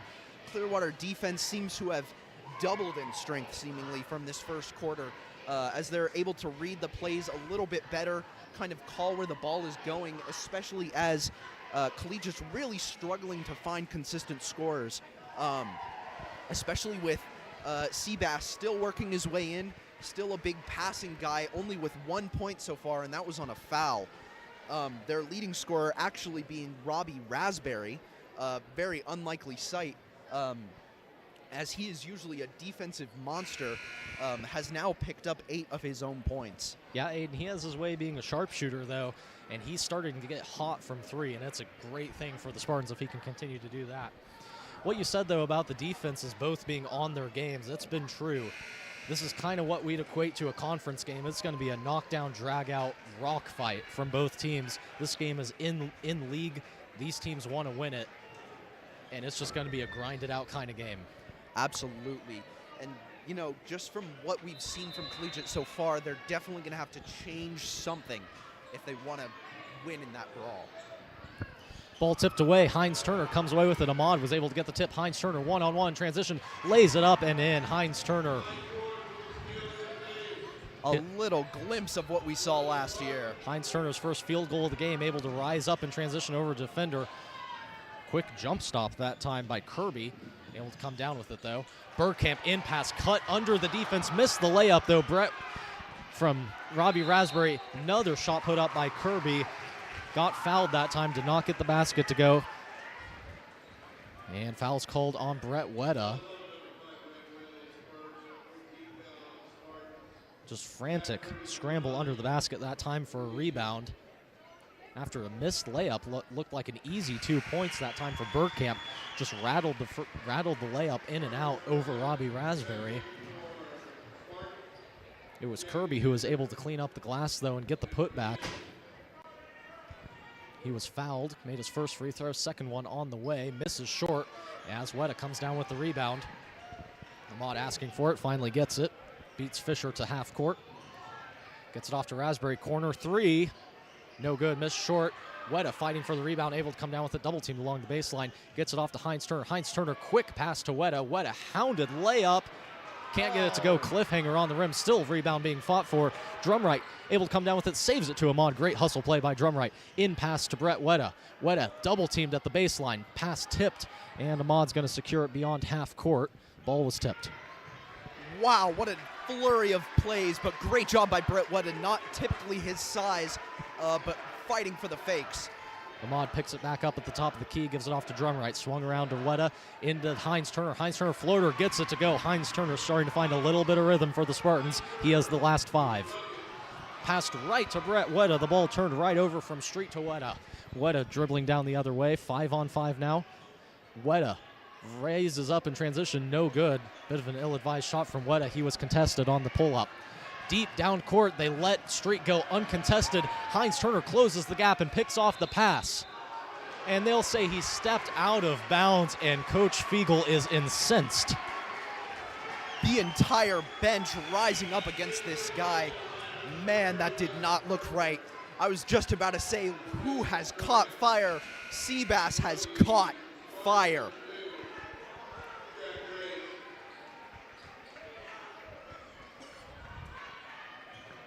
Clearwater will get it. They'll have a chance to set up a half-court offense, score 23-8. 3 taken and missed. That was Kirby. Deep pass down court to Ahmad. Ahmad barely able to control it. Just under a minute left in the half. Score 23-18. Flurry of scoring from the Spartans has them back up by 2 possessions in this one, as it's been absolutely frantic pace. Big storyline has just been the hustle from the Spartans. So far, they were able to save the ball multiple times in one possession that led to good points. Ahmad rises up over his defender in the paint and scores. Asa Ahmad finally gets into the column for scoring. Man, they are making this Clearwater team look gullible. Heinz Turner picks off the pass. It'll be a 2-on-1 opportunity down the other side of the court. Raspberry lobs it to Heinz Turner. Heinz Turner bats it back to Raspberry, who lays it in, and good. Oh my God, this is a completely different collegiate team. Collegiate hounding the ball right now. Heinz Turner on Fisher. Ahmad on Bergkamp. Pace slows down just for a second. Kirby dribbles to his right, hounded by Drumright. Stops, puts up the layup, no good. Clearwater starting to look frustrated. And as I say that, a frustration foul committed by Kirby just wrapped up Ahmad. I think this just shows the importance of momentum. Just how much Clearwater had the momentum, still couldn't gain the lead, a consistent lead. As soon as it moved back in Collegiate's favor, the ball is all theirs all day. And that was the last thing you wanted to do for Kirby, with the Spartans already in the bonus. Only 7.2 seconds left on the clock. 90 feet away from the basket. A foul committed. Ahmad going to the line for 2. First free throw up and good. Putting it into a double digits difference. Asa Ahmad, usually a playmaker, now picking up 3 of his own points.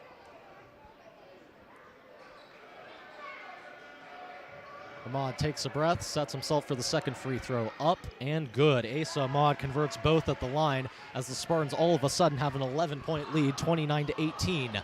3 seconds now left on the clock. Burnett's going to have to do something. Rises up, shoots from deep, no good. Missed short, so we'll go into the locker room. The score 29-18 in favor of the Spartans. And it seemed like, Aiden, that this game was going to be incredibly close, 1 or 2 possession game going into halftime, and all of a sudden I look up and it's 29-18, Spartans leading by 11. You know, this game is still not out of the way yet. You know, Collegiate has been leading a lot of times going into the half, and they have not been able to remain control of the ball.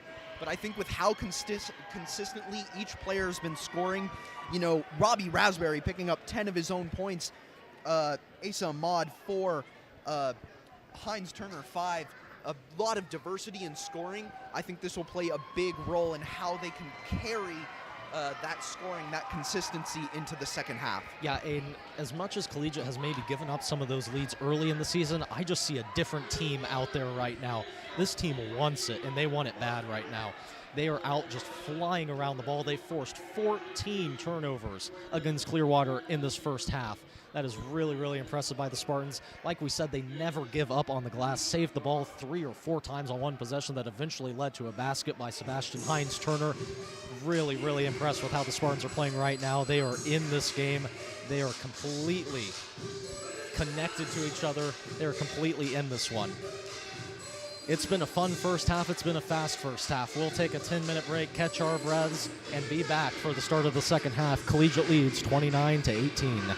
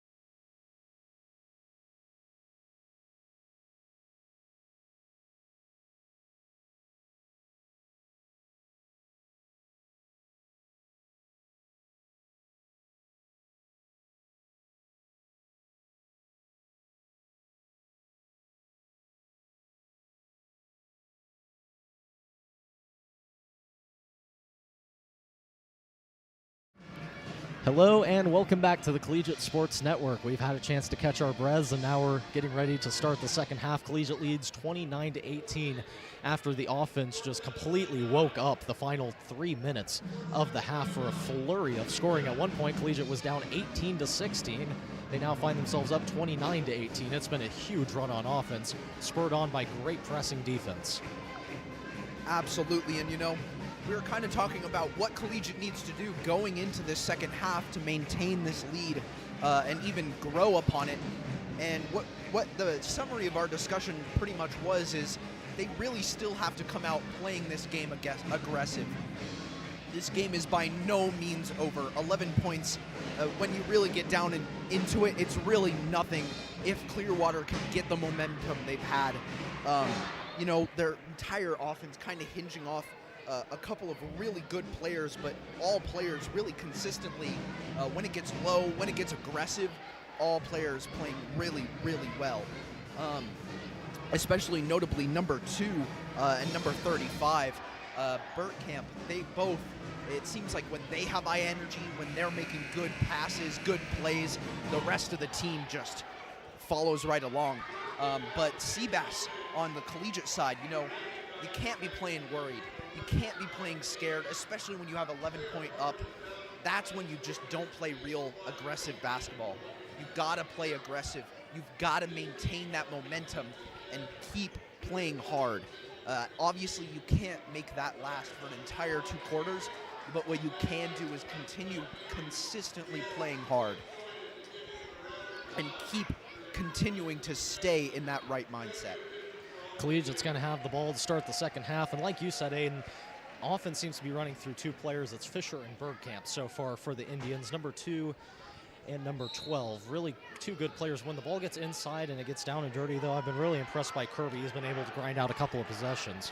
Either way, Collegiate, like you said, going to have to keep playing aggressively as they get the ball in. Ahmad lob pass to Heinz Turner, couldn't quite get it to go, found himself under the basket, threw it off the backboard and out of bounds. Heinz Turner.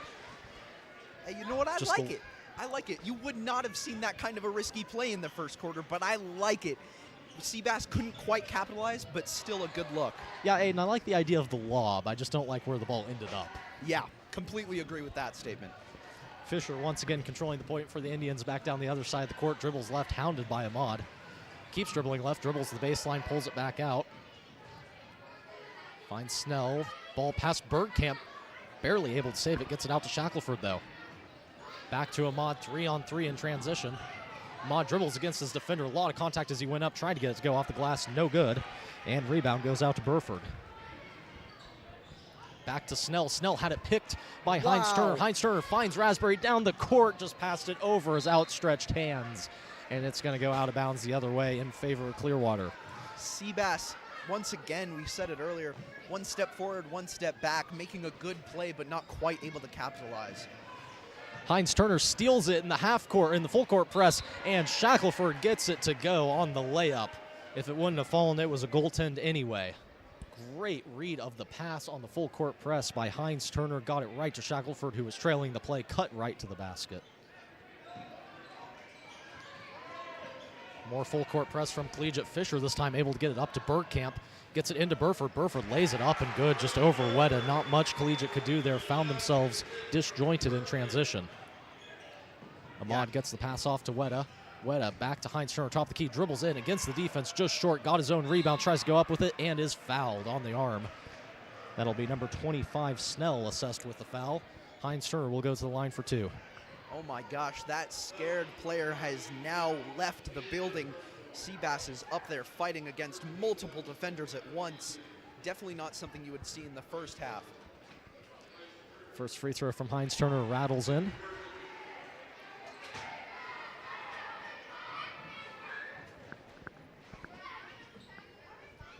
Second one on the way. Seems like minute by minute, Heinz Turner getting more comfortable in the game. Makes the second free throw. Now up to 7 points, all on his own in a matter of just a few minutes of playtime. Collegiate utilizing full court press, throws the ball over the head of Fisher, able to track it down. Fisher breaks the press. Out on the left side. Guarded by Weta, gets it back to his brother. Out to Bergkamp on the right side. Bergkamp out to Burford on the left. Back out to Fisher, top the key, guarded by Weta. Fisher dribbles to the left. Pulls it back out near half court. Clearwater trying to set something up. High ball screen set. Burford tried to roll toward this basket. Instead, Fisher takes the three, missed it short. Chege fighting for the rebound and just deflected it out of bounds, unable to come down with the rebound with two hands. Clearwater looking to make a play. Couldn't quite make the shot, but still able to get a good look on it. Both teams are kind of slowing down the offense, trying to make anything happen. Clearwater has it back in play. Fisher left corner again, missed it long this time, over-adjusted for the missed three on the last one. And Raspberry comes away with the rebound and is fouled. Kirby reached in. Yeah, Clearwater already showing some aggressive fouls, trying to impede the momentum of Collegiate. Just something they've been doing this entire game, but not really. I know I wasn't really expecting them to come out hot and heavy right at the beginning of the third quarter. Ahmad, no look pass to Heinz Turner, gets it back now to Raspberry on the left wing, gets it out to Heinz Turner. Grace back into the game, dribbles baseline, shoots wild shot, gets it to go. Jack Grace fading away from the basket. Leak out for Burford. Burford in transition, gets it to go. Breakdown in transition from the Spartans, an easy break of the press as Burford gets an easy two in transition. Spartans back down quickly the other way. Grace down the baseline, gives it off to Heinz Turner. Heinz Turner floater gets it to go. Great shot by Heinz Turner. Another leak out to Burford. Burford this time caught it too close to the baseline under the basket, though. Passes back to Bergkamp. Let it go away. Burford regains it. Shot by Edwards for three. No good. Missed it short. Collegiate lucky that didn't turn into points. 2-on-2 now the other way. Raspberry quick down the court from Grace. Can't get the free throw to go. Chege fighting for the rebound. He tipped it out of bounds. It'll go Clearwater's way. Couple of disjointed possessions for both teams, trying to get some quick hitters. As the dust settles, neither team able to get anything. Wow, Burford with three of his own breakaways, kind of capitalizing on the vulnerability of that full court defense, able to pick up the only points for Clearwater so far in this half, doing a great job with those breakaways and lobs. But now Collegiate's starting to expect it a little bit, putting some of their bigger guys on him, trying to prevent those lobs, as that seems like the only thing Clearwater can consistently do. Yeah, Heinz Turner is now down court guarding Street, who's newly checked into the game. Grace tips away the pass, gets it out to Weta. Full court press works. Weta misses the layup in transition. Just hasn't looked great in transition today. Weta put up a couple of poor shots. Heinz Turner comes away with the steal in the full court. Weta hands off the pass to Drumright, who gets rejected. Yeah, you know, Weta probably has more opportunities to score than almost anybody else in this game. Just has the athleticism to control the ball, force turnovers, but not quite enough to capitalize on scoring. Grace inbounds play, corner three, no good. Had a bad angle at it. Weta now takes the ball. Collegiate looking for a second chance. Drumright, top of the key. Looking for someone, finds Grace, left wing. Grace puts it up at the elbow, gets it to go, rolls in. Jack Grace, good look. Seems like everyone on Collegiate's team is just on fire. Weta hounding the ball, almost tipped it off of Burford. Instead, it goes out of bounds off of Weta. Clearwater will barely maintain the ball. Timeout called, score 39-22. The Spartans extend their lead to 17 to start the half. Oh, man, I hope nobody's getting married right now, because I think I can confidently say I'm the happiest man on earth, because Collegiate is doing exactly what we wanted them to. They are playing aggressively. They are fighting for that ball on every single play. Offensively, Brett Weta, I got to give him a shout out on defense, doing an amazing job fighting for that ball. Not quite able to capitalize always, but forcing all kinds of turnovers. Both sides of the ball doing great right now. I can clearly understand why Clearwater called that timeout, as they seem to just have nothing moving for them in their direction. Even their number one scorer, number two, has just not had any good looks at all, as Collegiate defense has just been hounding them in the full court. Yeah, and it seems like for the most part, Clearwater has just been really disjointed on the offensive end, and a lot of that is due to the Spartan press. Done a really good job just tipping away any kind of pass that comes to any player, and have absolutely denied Fisher and Bergkamp, the two leading scorers. And pass just bounces out of bounds off of Street. Couldn't ever come down with the pass. And Collegiate takes it back the other way, moving quickly. Weta dribbling right at the elbow, goes up and fouled. Hill goes to the line for two. Good look that time from Brett Weta in transition. Fiegel urging him on to be strong in the paint. Yeah, you know, that's something Brett Weta does have in spades, is athleticism and power. We see it in football, and we're seeing it now. He is just able to get anywhere and everywhere he wants to be. Weta misses the first free throw off the back iron.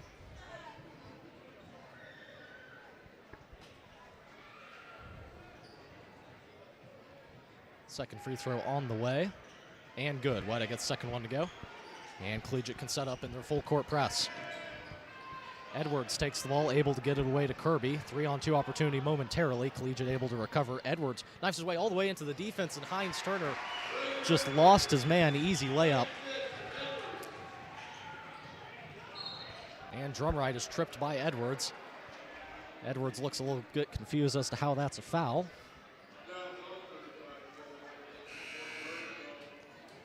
Edwards starting to get himself in quite a bit of foul trouble.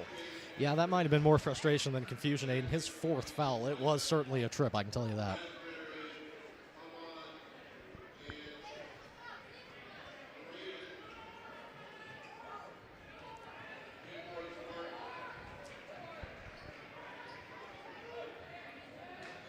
Collegiate looking to set anything up. Ahmad looking for the pass in, finds Raspberry in pass to Shackelford, double team, gets it back out to Grace. Grace met Pirani, corner three, no good. He made one earlier, not this time though, missed short. Street goes tumbling to the floor, although Bergkamp is able to get it up court to Kirby. Back to Bergkamp, controlling the offense, top of the key.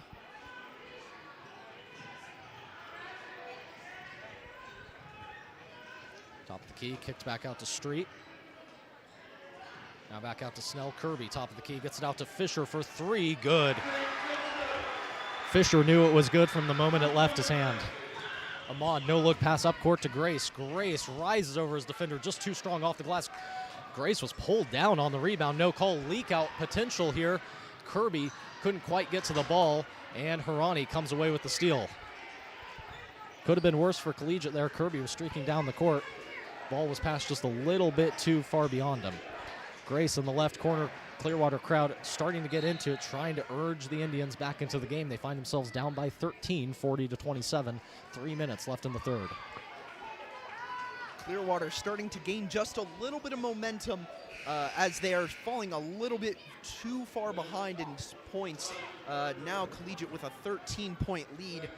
Collegiate clearly just showing a little bit of fatigue, but still maintaining good mental and ball awareness.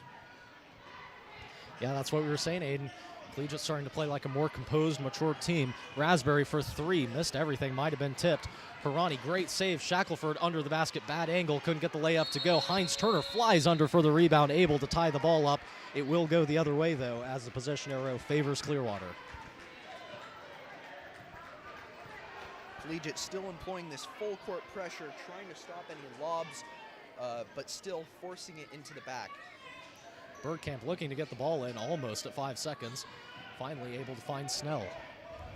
Snell moving up court, picks it up, gives it off to Bergkamp. Bergkamp had an open three if he wanted it, didn't take it. Off to Fisher, left corner, feeling it, gets it. Wow.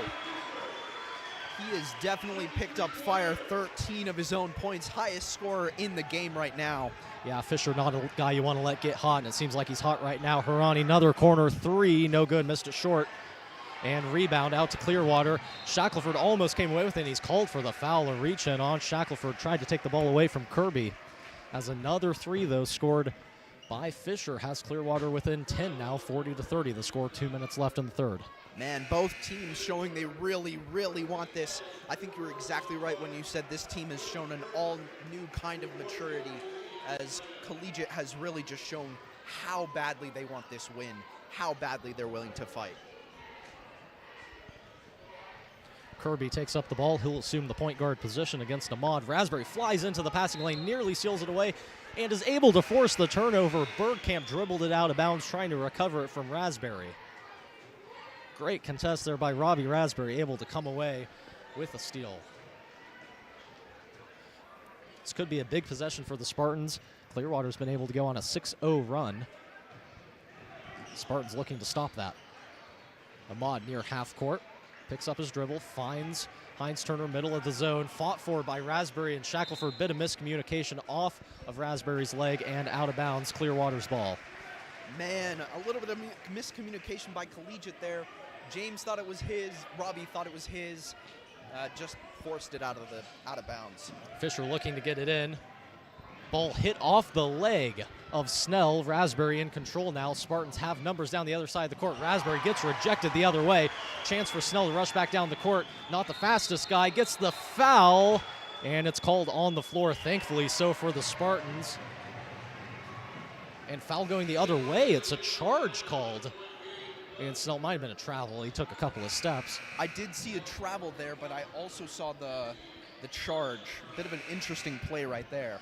Yeah, it looked like the first official called a foul on the floor. The layup was good, but he called the foul on the floor, and then maybe the far side official called the travel, and it did look like a travel. I believe he took 3 steps. Either way, Grace down the other end gets it off to Shackelford.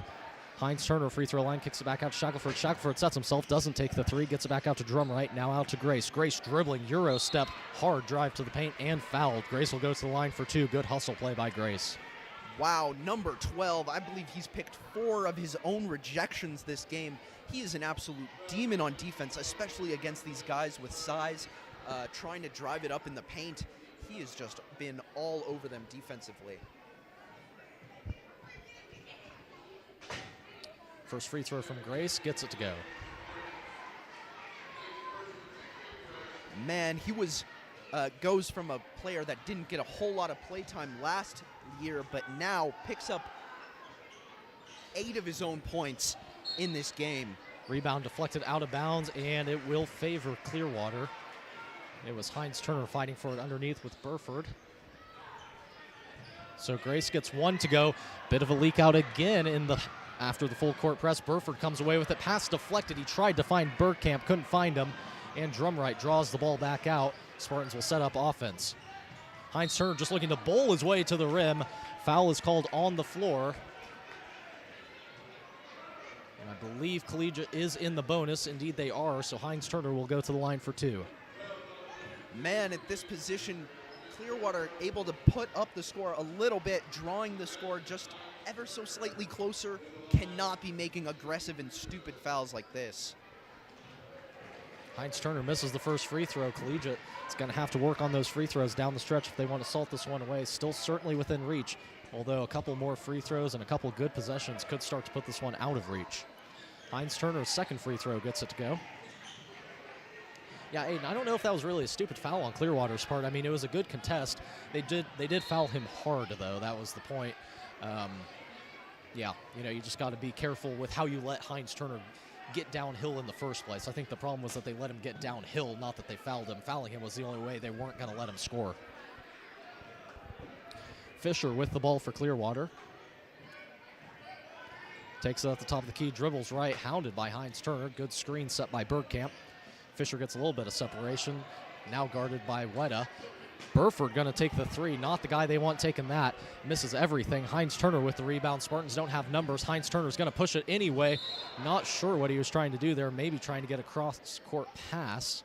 So he kind of laid the ball out there with one hand. Foul is called, though, on Fisher. Heinz Turner will go to the line for another 2. Yeah, it looks like he wanted a little bit of a hook shot, and then number 12 just kind of fell on top of him. A little bit of a wonky play there. Of course, again, it's really dangerous to have Sebastian there, and now that they're in trouble, they can definitely get in a bit of foul trouble here from Collegiate as Seabass makes his first one. Yeah, I think that was the situation, Aiden, of Sebastian knowing what he wanted to do, which was to draw a foul, and he got exactly that. Didn't have numbers, but he knew he could kind of bully the defense down low and force them to foul him. That's exactly what he got, and he gets his 2 points out of it as he makes the second free throw. And a push is going to be called on Bergkamp. He tried to get Grace off of him, and he's not going to get away with it. Grace comes up smiling. Man, you clearly cannot do that. A lot of frustration, especially from number 12, coming from Clearwater. Honestly, if he wasn't such a valuable player, you might even have to get him out of there. They are just absolutely wasting points with these fouls. Grace dribbles the baseline, throws it into coverage, tipped away. Fisher comes away with the ball. Able to break the half-court line. Fisher thought about the 3, Certainly would have been a heat check. Snell goes up with it. Foul was called on the floor. So Clearwater will inbound it.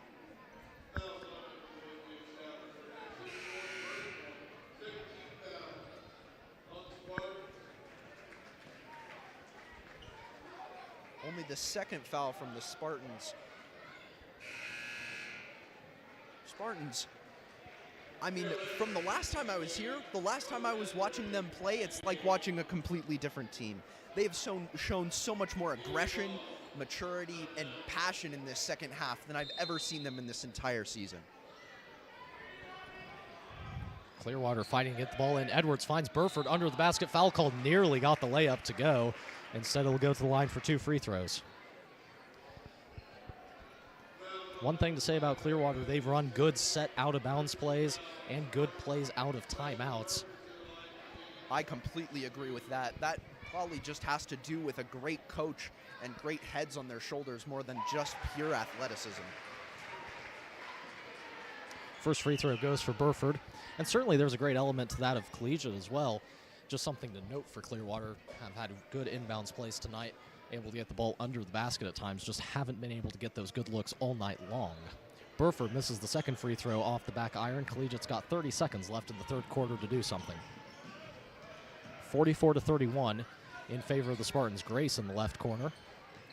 Dribbles back to his right. Gets back to Drumright. Swung around to the left to Raspberry. Out to Hines Turner, top of the key. Raspberry now in the right corner. Raspberry out to Hines Turner. Hines Turner dribbles the baseline, stops, gives it off to Weta, left corner. Didn't want to take the three. Raspberry dribbling in. 4 seconds left. Hines Turner puts up the wild shot off the back of the rim. No good. Weta at the buzzer. No good off the glass. Weta had a chance to get that to go. Couldn't quite get it. That'll end the third quarter as we go to the final period of regulation. The Spartans lead 44-31. You know, this game, Collegiate has definitely done a great job of just maintaining that lead, maintaining aggression through the third quarter. Obviously, as you can tell from the score, as they lead 44-31. But still, you know, there's still a full quarter, a full 8 minutes left of gameplay for these guys to have out there.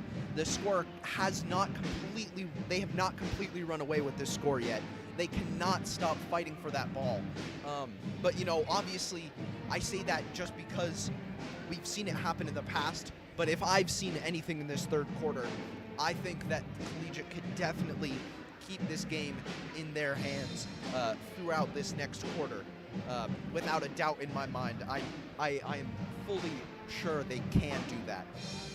Yeah, like we've said, Aiden, it seems like it's been a really, really good job by the Spartans just to maintain composure. Like I've said, they seem like a much, much more mature team right now. And a lot of that started last game against Wellington. It was a really good job on their part. Seems like they've really started to turn the tide. Absolutely, and that's something last year we were kind of looking to develop throughout the whole season. And this year, we didn't quite catch it until it was too late. And now this year, kind of midway through the season, we're starting to see it. I mean, we are definitely seeing it, and that's exactly what we want. Ahmad gets the ball on the inbounds. Dribbles to his right. Picked up by Kirby. No look pass, a bit ill-advised. Hines Turner somehow comes down with it, puts up the shot, and is fouled. Couldn't get the layup to go. Sebastian much rather taking the contested layup than the free throw, but still sent to the line once again. Yeah, he's just gotten to the point of just using brute force against this Clearwater team and getting to the line at will. I mean, it's clearly working for him. Misses his first free throw.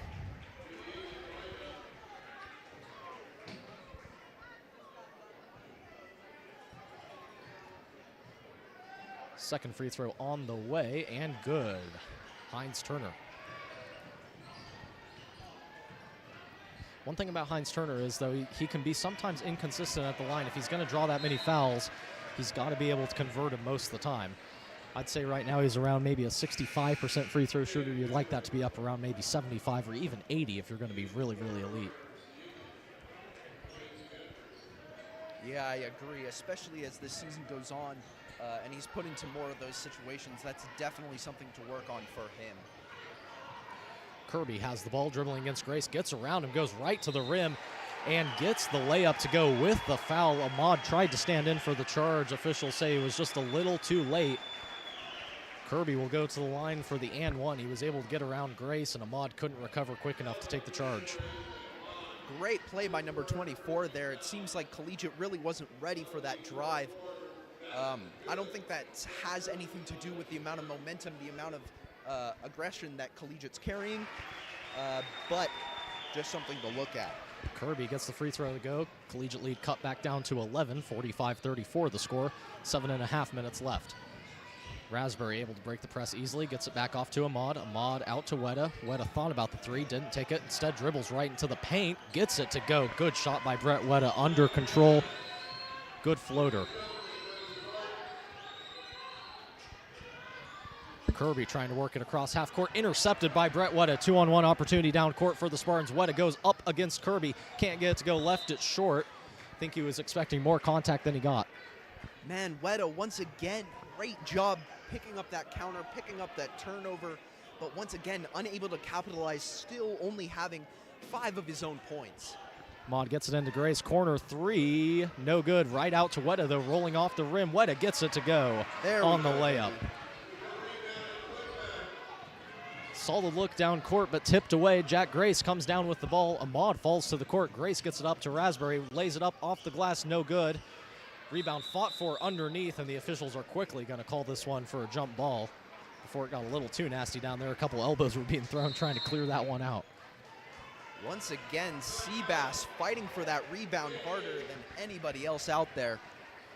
Definitely, I mean, that kind of mass mixed with his athleticism. You know, we got guys with mass like David Chege. We got guys with athleticism like Brett Weta, but he really just combines the two and uses it effectively. Clearwater going to get a timeout here, down 15. The score 49-34. 6.5 minutes left in the game. Clearwater hanging on to maybe one little last shred of hope in this one, although Collegiate has done a really good job to stifle any kind of potential run that might come their way. Yeah, you know, Clearwater has been fighting hard, but I'm going to say this game is definitely more in the hands of Collegiate as to whether they want to win it or if they want to let this one go in the last second. You know, Collegiate, they're definitely in a good position to win this game, but there's always the possibility that we fall into old habits of, you know, stupid turnovers, just passing into empty air, which we've seen in the past. Definitely, Collegiate is definitely both capable of losing it for themselves and winning it for themselves. Certainly have to like the position the Spartans are in right now, though. Up by 15, only 6.5 minutes left in this one. Clearwater going to inbound from under their own basket. Spartans going to employ the full court press. Kirby gets it at three-quarter court. Picked up by Weta. Back out to Fisher, picked up by Grace. Fisher trying to get across half court. Good screen set, hard screen set. Weta ran through the screen. They wanted a foul. Instead, Kirby gets the ball top of the key, able to break the press. Kirby bowls over Weta, and a charge is going to be called. Brett Weta stands in for the foul. Kirby went in uncontrolled. Oh, man. Definitely a little bit of questioning on the aggression from Collegiate, but also just too much wild movement from Clearwater for there not to be a foul on that one.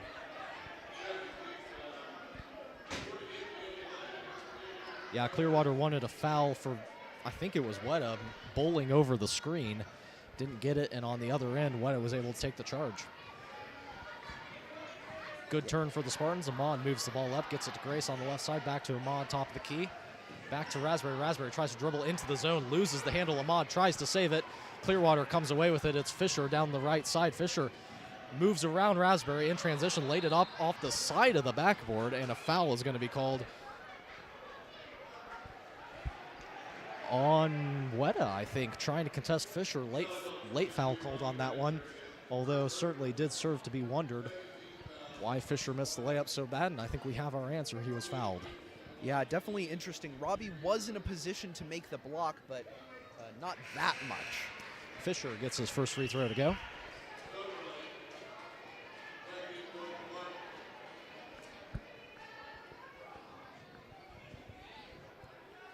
Second free throw on the way, and good. Fisher converts both at the line. 49-36 now the score, just under 6 minutes left. Grace passes it at the feet of Heinz Turner, lucky to get the ball back. Out to Drumright on the left side, collects it, gets it back to Ahmad.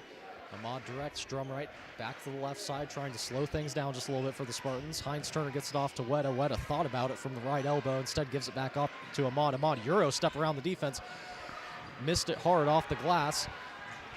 Transition opportunity for Clearwater. Fisher dribbles to his left this time, goes up with it. Great acrobatic play. It won't count though. He was fouled on the floor. Yeah, it looks like Collegiate was just a little bit too aggressive to stop that breakaway points as they continue to lead. However, Clearwater has had the net gain on points so far in this quarter, I believe, as it is now 36-49. They are still maintaining a consistent. Collegiate is still maintaining a consistent lead.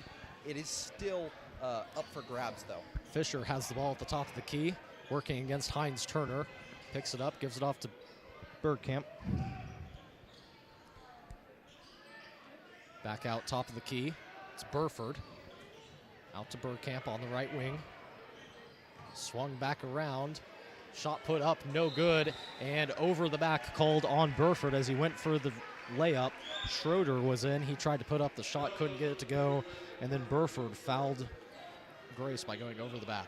Oh my goodness gracious. These guys are just fouling like crazy at this point. The fouls are starting to get a little bit out of hand from both sides of the ball on both teams. Ahmad picks up the ball at the top of the key, gives it back to Drumright. Drumright swung back to Ahmad, out to Grace on the right wing. Into Heinz Turner in the low block, gets it to go. Good, strong move by Heinz Turner to finish it off.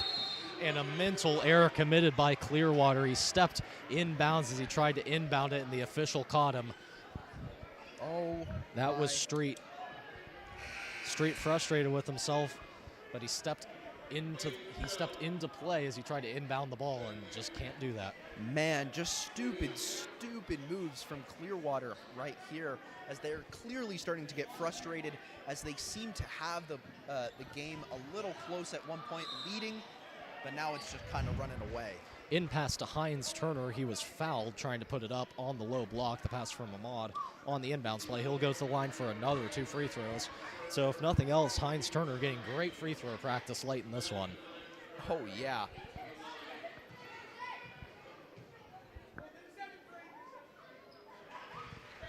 Heinz Turner gets the first free throw to go. Apologies.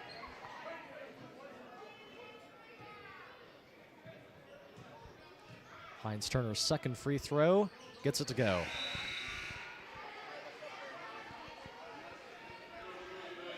Heinz Turner converts both from the line. Collegiate now leads 53-36, certainly starting to put this one out of reach.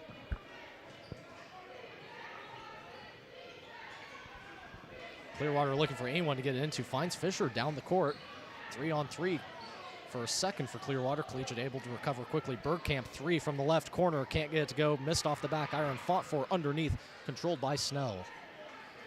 Back out to Fisher, who will control the point. Clearwater's going to have to go quick if they want to get anything going to try to get back into this one. They trail by 17.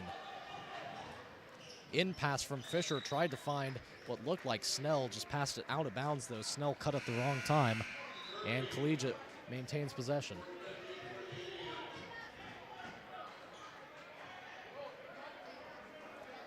Once again, lots of mental errors from this Clearwater team. Heinz Turner takes up the ball, gives it off to Drumright. Drumright dribbles to his left in the paint, passes back out to Ahmad. Ahmad Euro step in the paint, couldn't get it to go. Drumright on the follow-up, couldn't get it to go. Third opportunity. Drumright corner 3 on the right side, no good. Collegiate had 3 attempts at a basket, couldn't get it to go. Heinz Turner almost had a putback. Instead gave it up to Drumright, who missed the corner 3. Couldn't capitalize, but great aggression for the rebounds. Oh, wow. Drumright moving ball up quickly after the steal. Heinz Turner behind the back, pass to Chege, who dunks it. Wow. Heinz Turner to Chege behind the back pass, and he dunks it. Amazing play in transition for the Spartans. Put that on NBA highlights. Wow, amazing steal, dribbled right into him, into a transfer, into one of the greatest plays I've seen from this team.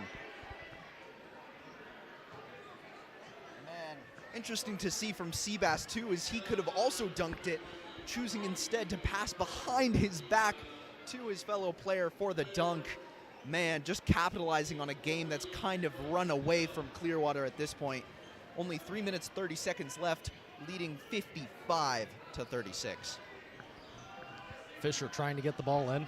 He's been contained for the most part this second half by the collegiate defense. Apart from the 2 threes that he hit back-to-back in about a 30-second span, Fisher picks up his dribble, gives it back off. Shot put up, no good. Shot by Kirby, that time missed. Drumright down the court in transition, trying to get the pass through to Chege. Finds him. Chege heavily contested, misses. Shackelford cleans up the glass and gets the layup to go. Wow. I am just seeing absolutely no aggression from this Clearwater team.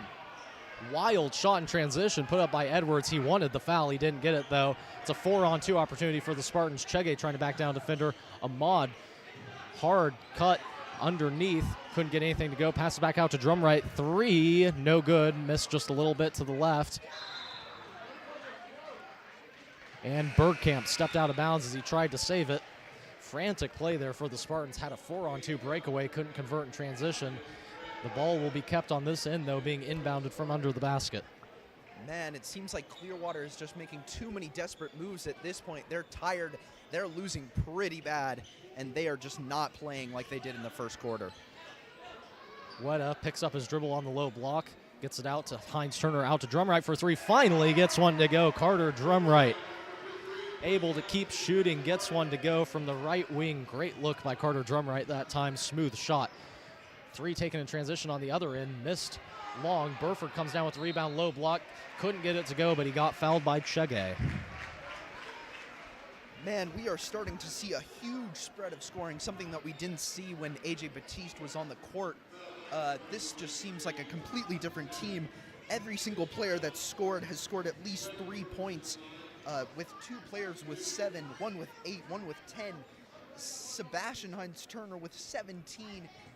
Just some great variety in offense. Every single player seems to be working so well with each other. Honestly, I don't know what happened to these guys' heads since the last time I saw them, but they are playing like a completely different engine, a completely different animal.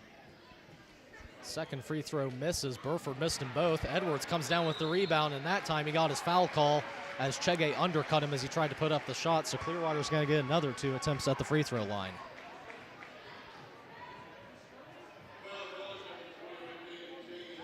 You know, at this point in the game, I might be calling it a little bit too little, too late. This game might have just about run away from Clearwater, as they still have a lot of opportunity to score and make good plays, but that can really only get you so far. Edwards misses the free throw. Clearwater 0 for 3 on their last 3 attempts from the line.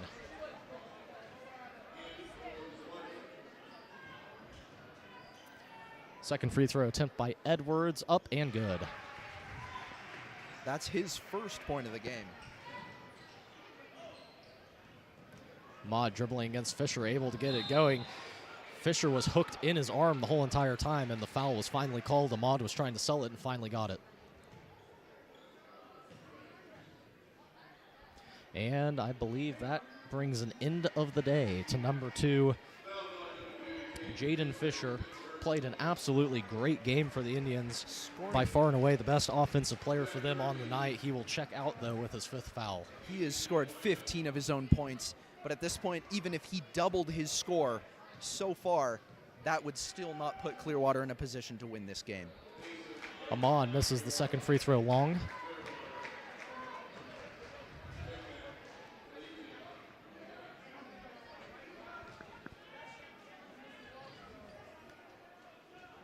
Ahmad composes himself at the line, takes a breath, takes the shot, makes it. Clearwater moving in transition. It's Bergkamp with the ball down the right side. Passes off to the younger Fisher. Chege off to Ahmad. Ahmad hounded and just brought down. No foul called, though, as Fisher goes down the court, scores the basket, and he gets a foul called. That was interesting, to say the least, Aiden. Ahmad basically got tackled there by Trent Fisher, the younger Fisher, who is not fouled out of the game. And, yeah, just led to an easy 2-point basket on the other side of the court after Ahmad was taken down. I mean, there's not a lot to say on that play. There's really nothing that Collegiate should change. That was just an interesting call by the refs there. Yeah, I think Asa partially slipped, but all the same, he was helped as well. Ooh, and there we see a foul. Reach-in foul called there. Heinz Turner will go to the line for 2. I believe that is number 12's third of the day, putting another one of their top players in foul trouble. This will be the third one of their players in a bit of foul trouble so far. Yeah, I think that's Bergkamp right there. He picked up his 4th. Oh, my.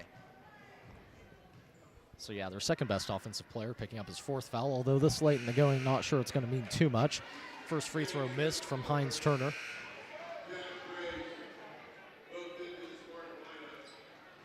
Grace will sub in for Ahmad. Heinz Turner at the line for his second free throw, looking to convert.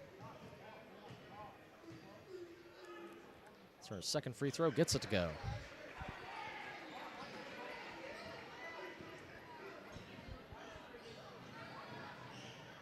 Edwards in the right corner. Weta just takes it away from him. 2-on-2 opportunity. It's Weta, and double dribble called on Brett Weta. Might have got him for a carry, not entirely sure. Yeah, it seems like the team is not quite sure as to why these calls are being made, but obviously when you're winning by this much at this point in the game, there's really no point in arguing with the refs.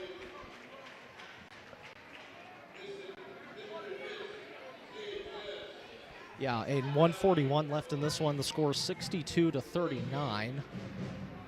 The Spartans have had a great game all the way around. I mean, easiest way to put it.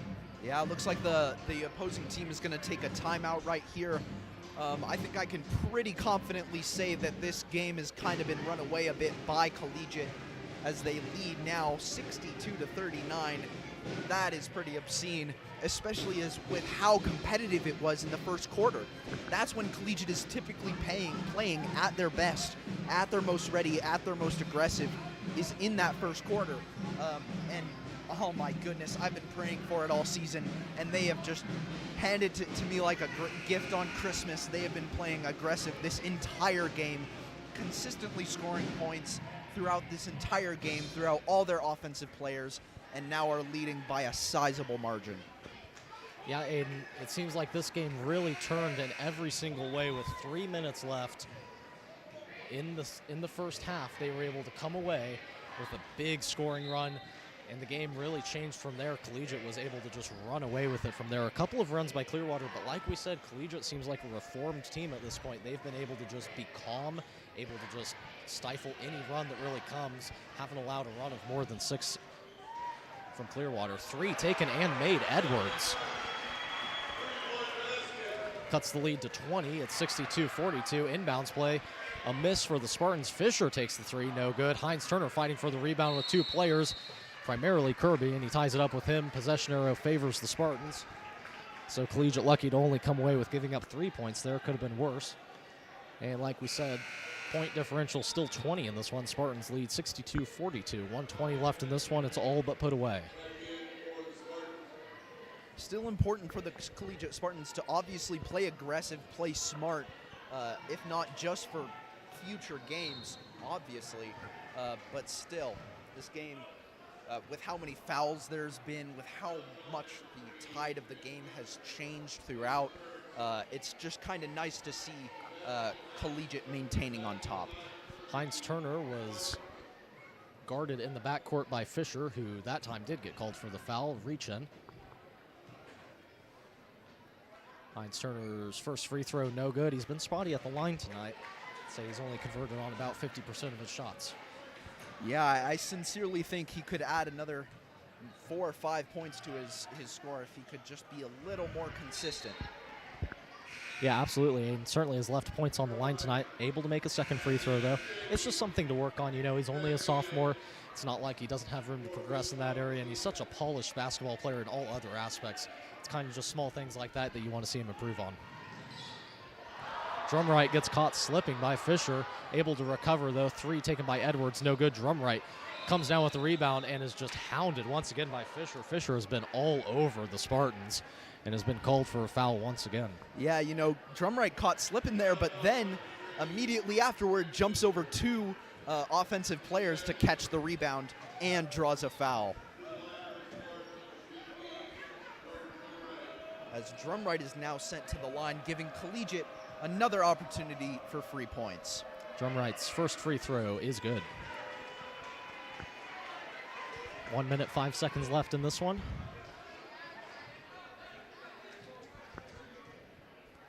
Second free throw, good. Drumright hits both.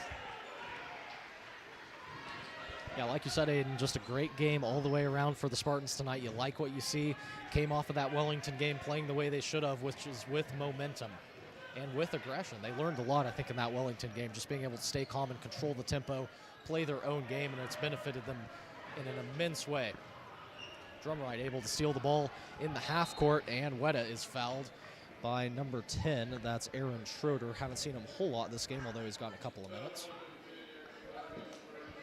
Man, I really don't know what Clearwater is thinking at this point. They clearly just want to bully this Collegiate team as much as they can before they leave here tonight.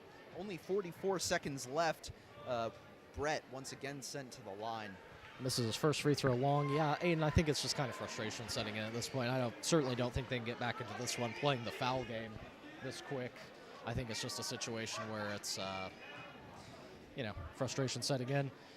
If you're Clearwater, you felt like you had this game maybe, up until, like I said, 3 minutes left in the first half. You felt like you're absolutely in this game in every conceivable way, and then they've gotten the doors blown off them in the second half. The lead swelled to 23. It was a 3, maybe even 2 possession game for most points, as Edwards hits a 3 going back down the other way. Weta missed his second free throw, which led out to a rebound. Big 3 by Edwards, already his second of the game. He's shown a couple of good flashes from shooting. Yeah, I mean, clearly crowd is excited to see some big plays even when they're losing. Clearwater still wants to make those big plays, but this game is as good as gone. Raspberry dribbling against his defender. Collegiate has the ball back on the other side, out to Weta. Weta gives it back off to Drumright. Drumright hounded by Edwards. Trying to dribble left, finally able to. Gets it off to Weta in the left corner. Weta not going to take the 3, instead dribbles it under the basket. Looks like Collegiate's just going to take the ball out and dribble this one away. As Collegiate going to come away with a big win, 65-45, to improve to what I believe to be either 2-0 or 2-1 in league play. Man, that was an incredible game right there. They had tensions high all the way through the first about 2.5 quarters, I'd say. But then Collegiate just kept up the momentum throughout. I think I've honestly said everything I want to say. There's a lot on this stat sheet here in front of me. I mean, it can clearly just be seen by the just sheerly insane amount of turnovers that Clearwater did in the second half, and just Collegiate staying composed, not having too many turnovers, especially from any one player. Every player scoring incredibly consistently. Robbie with 10, Seabass with 19 of his own, basically entirely in the second half. Just a lot of really, really glaringly great things coming from this team. Yeah, Aiden, I mean, not a lot more to be said than that. Just a really nice all-around game from the Spartans tonight. Not a lot of complaints. Really played composed, played calm, played their game like they did against Wellington. Like I said, we're starting to see a new team of these Spartans. I think this is a team that can start to go a long way when you start to add in some guys that get healthy. Like we said, we're not sure when Jaden Parker is going to be able to get in there, but we anticipate that AJ Batiste will be in there soon for the Spartans. So you add him back into the mix with this kind of rejuvenated team, and things look up for the Spartans right now, who have won their second straight game. All right, I think it's about that time to go into the player of the game. I'm going to chop mine in half, because for the first half of this game, Robbie Raspberry was far and away my player of the game. He was playing amazingly defensively, forcing all kinds of turnovers and scoring when really nobody else was out there pressuring on the ball. But then in the second half, Brett Weta, he wasn't able to capitalize all the time. He did score a healthy 7 of his own points, but he was so aggressive, just using all that athleticism to get the ball time after time after time. It was honestly just incredible to see. It looked like he was flying around the court. Yeah, Aiden, I think I've got to give it to Brett Wetta as well for the full game. Didn't do a lot necessarily on offense. He missed a couple of looks that he could have gotten on offense, but that really wasn't the story for him. He created offense through both his defense and rebounding. It was incredible. Like you said, he was just absolutely flying around the court, using that athleticism to his advantage to just go hawk the ball. It was a really, really good job by him to just get aggressive. He kind of embodied that style tonight for the Spartans, kind of led that charge, was just really aggressive all the way throughout. I think he contributed in a big way to this win, saving possessions and getting possessions off of steals. Absolutely. That'll about wrap up our coverage tonight as the Spartans come away with a big win at Clearwater to get another league win as they got their first one over Wellington last Wednesday night. Our next broadcast we anticipate to be at El Dorado. It's the mid-season tournament coming up. We're not entirely sure what the schedule looks like. Stay tuned for that. Hopefully, the schedule pans out to where we play in the evening, both on Thursday and Friday. After all, Aiden and I have to find some kind of way out of school if that isn't the case, or, well, just have to stay in school to not cover the game. Either way, we do hope to be with you for some of those games in that El Dorado tournament. It's always a fun one, and we hope that you'll be with us to listen along to that game and that tournament as a whole. It's been a great game tonight. We thoroughly enjoyed it. For Aiden Myers, I'm Connor Schubach. Thank you so much, and we will see you next time.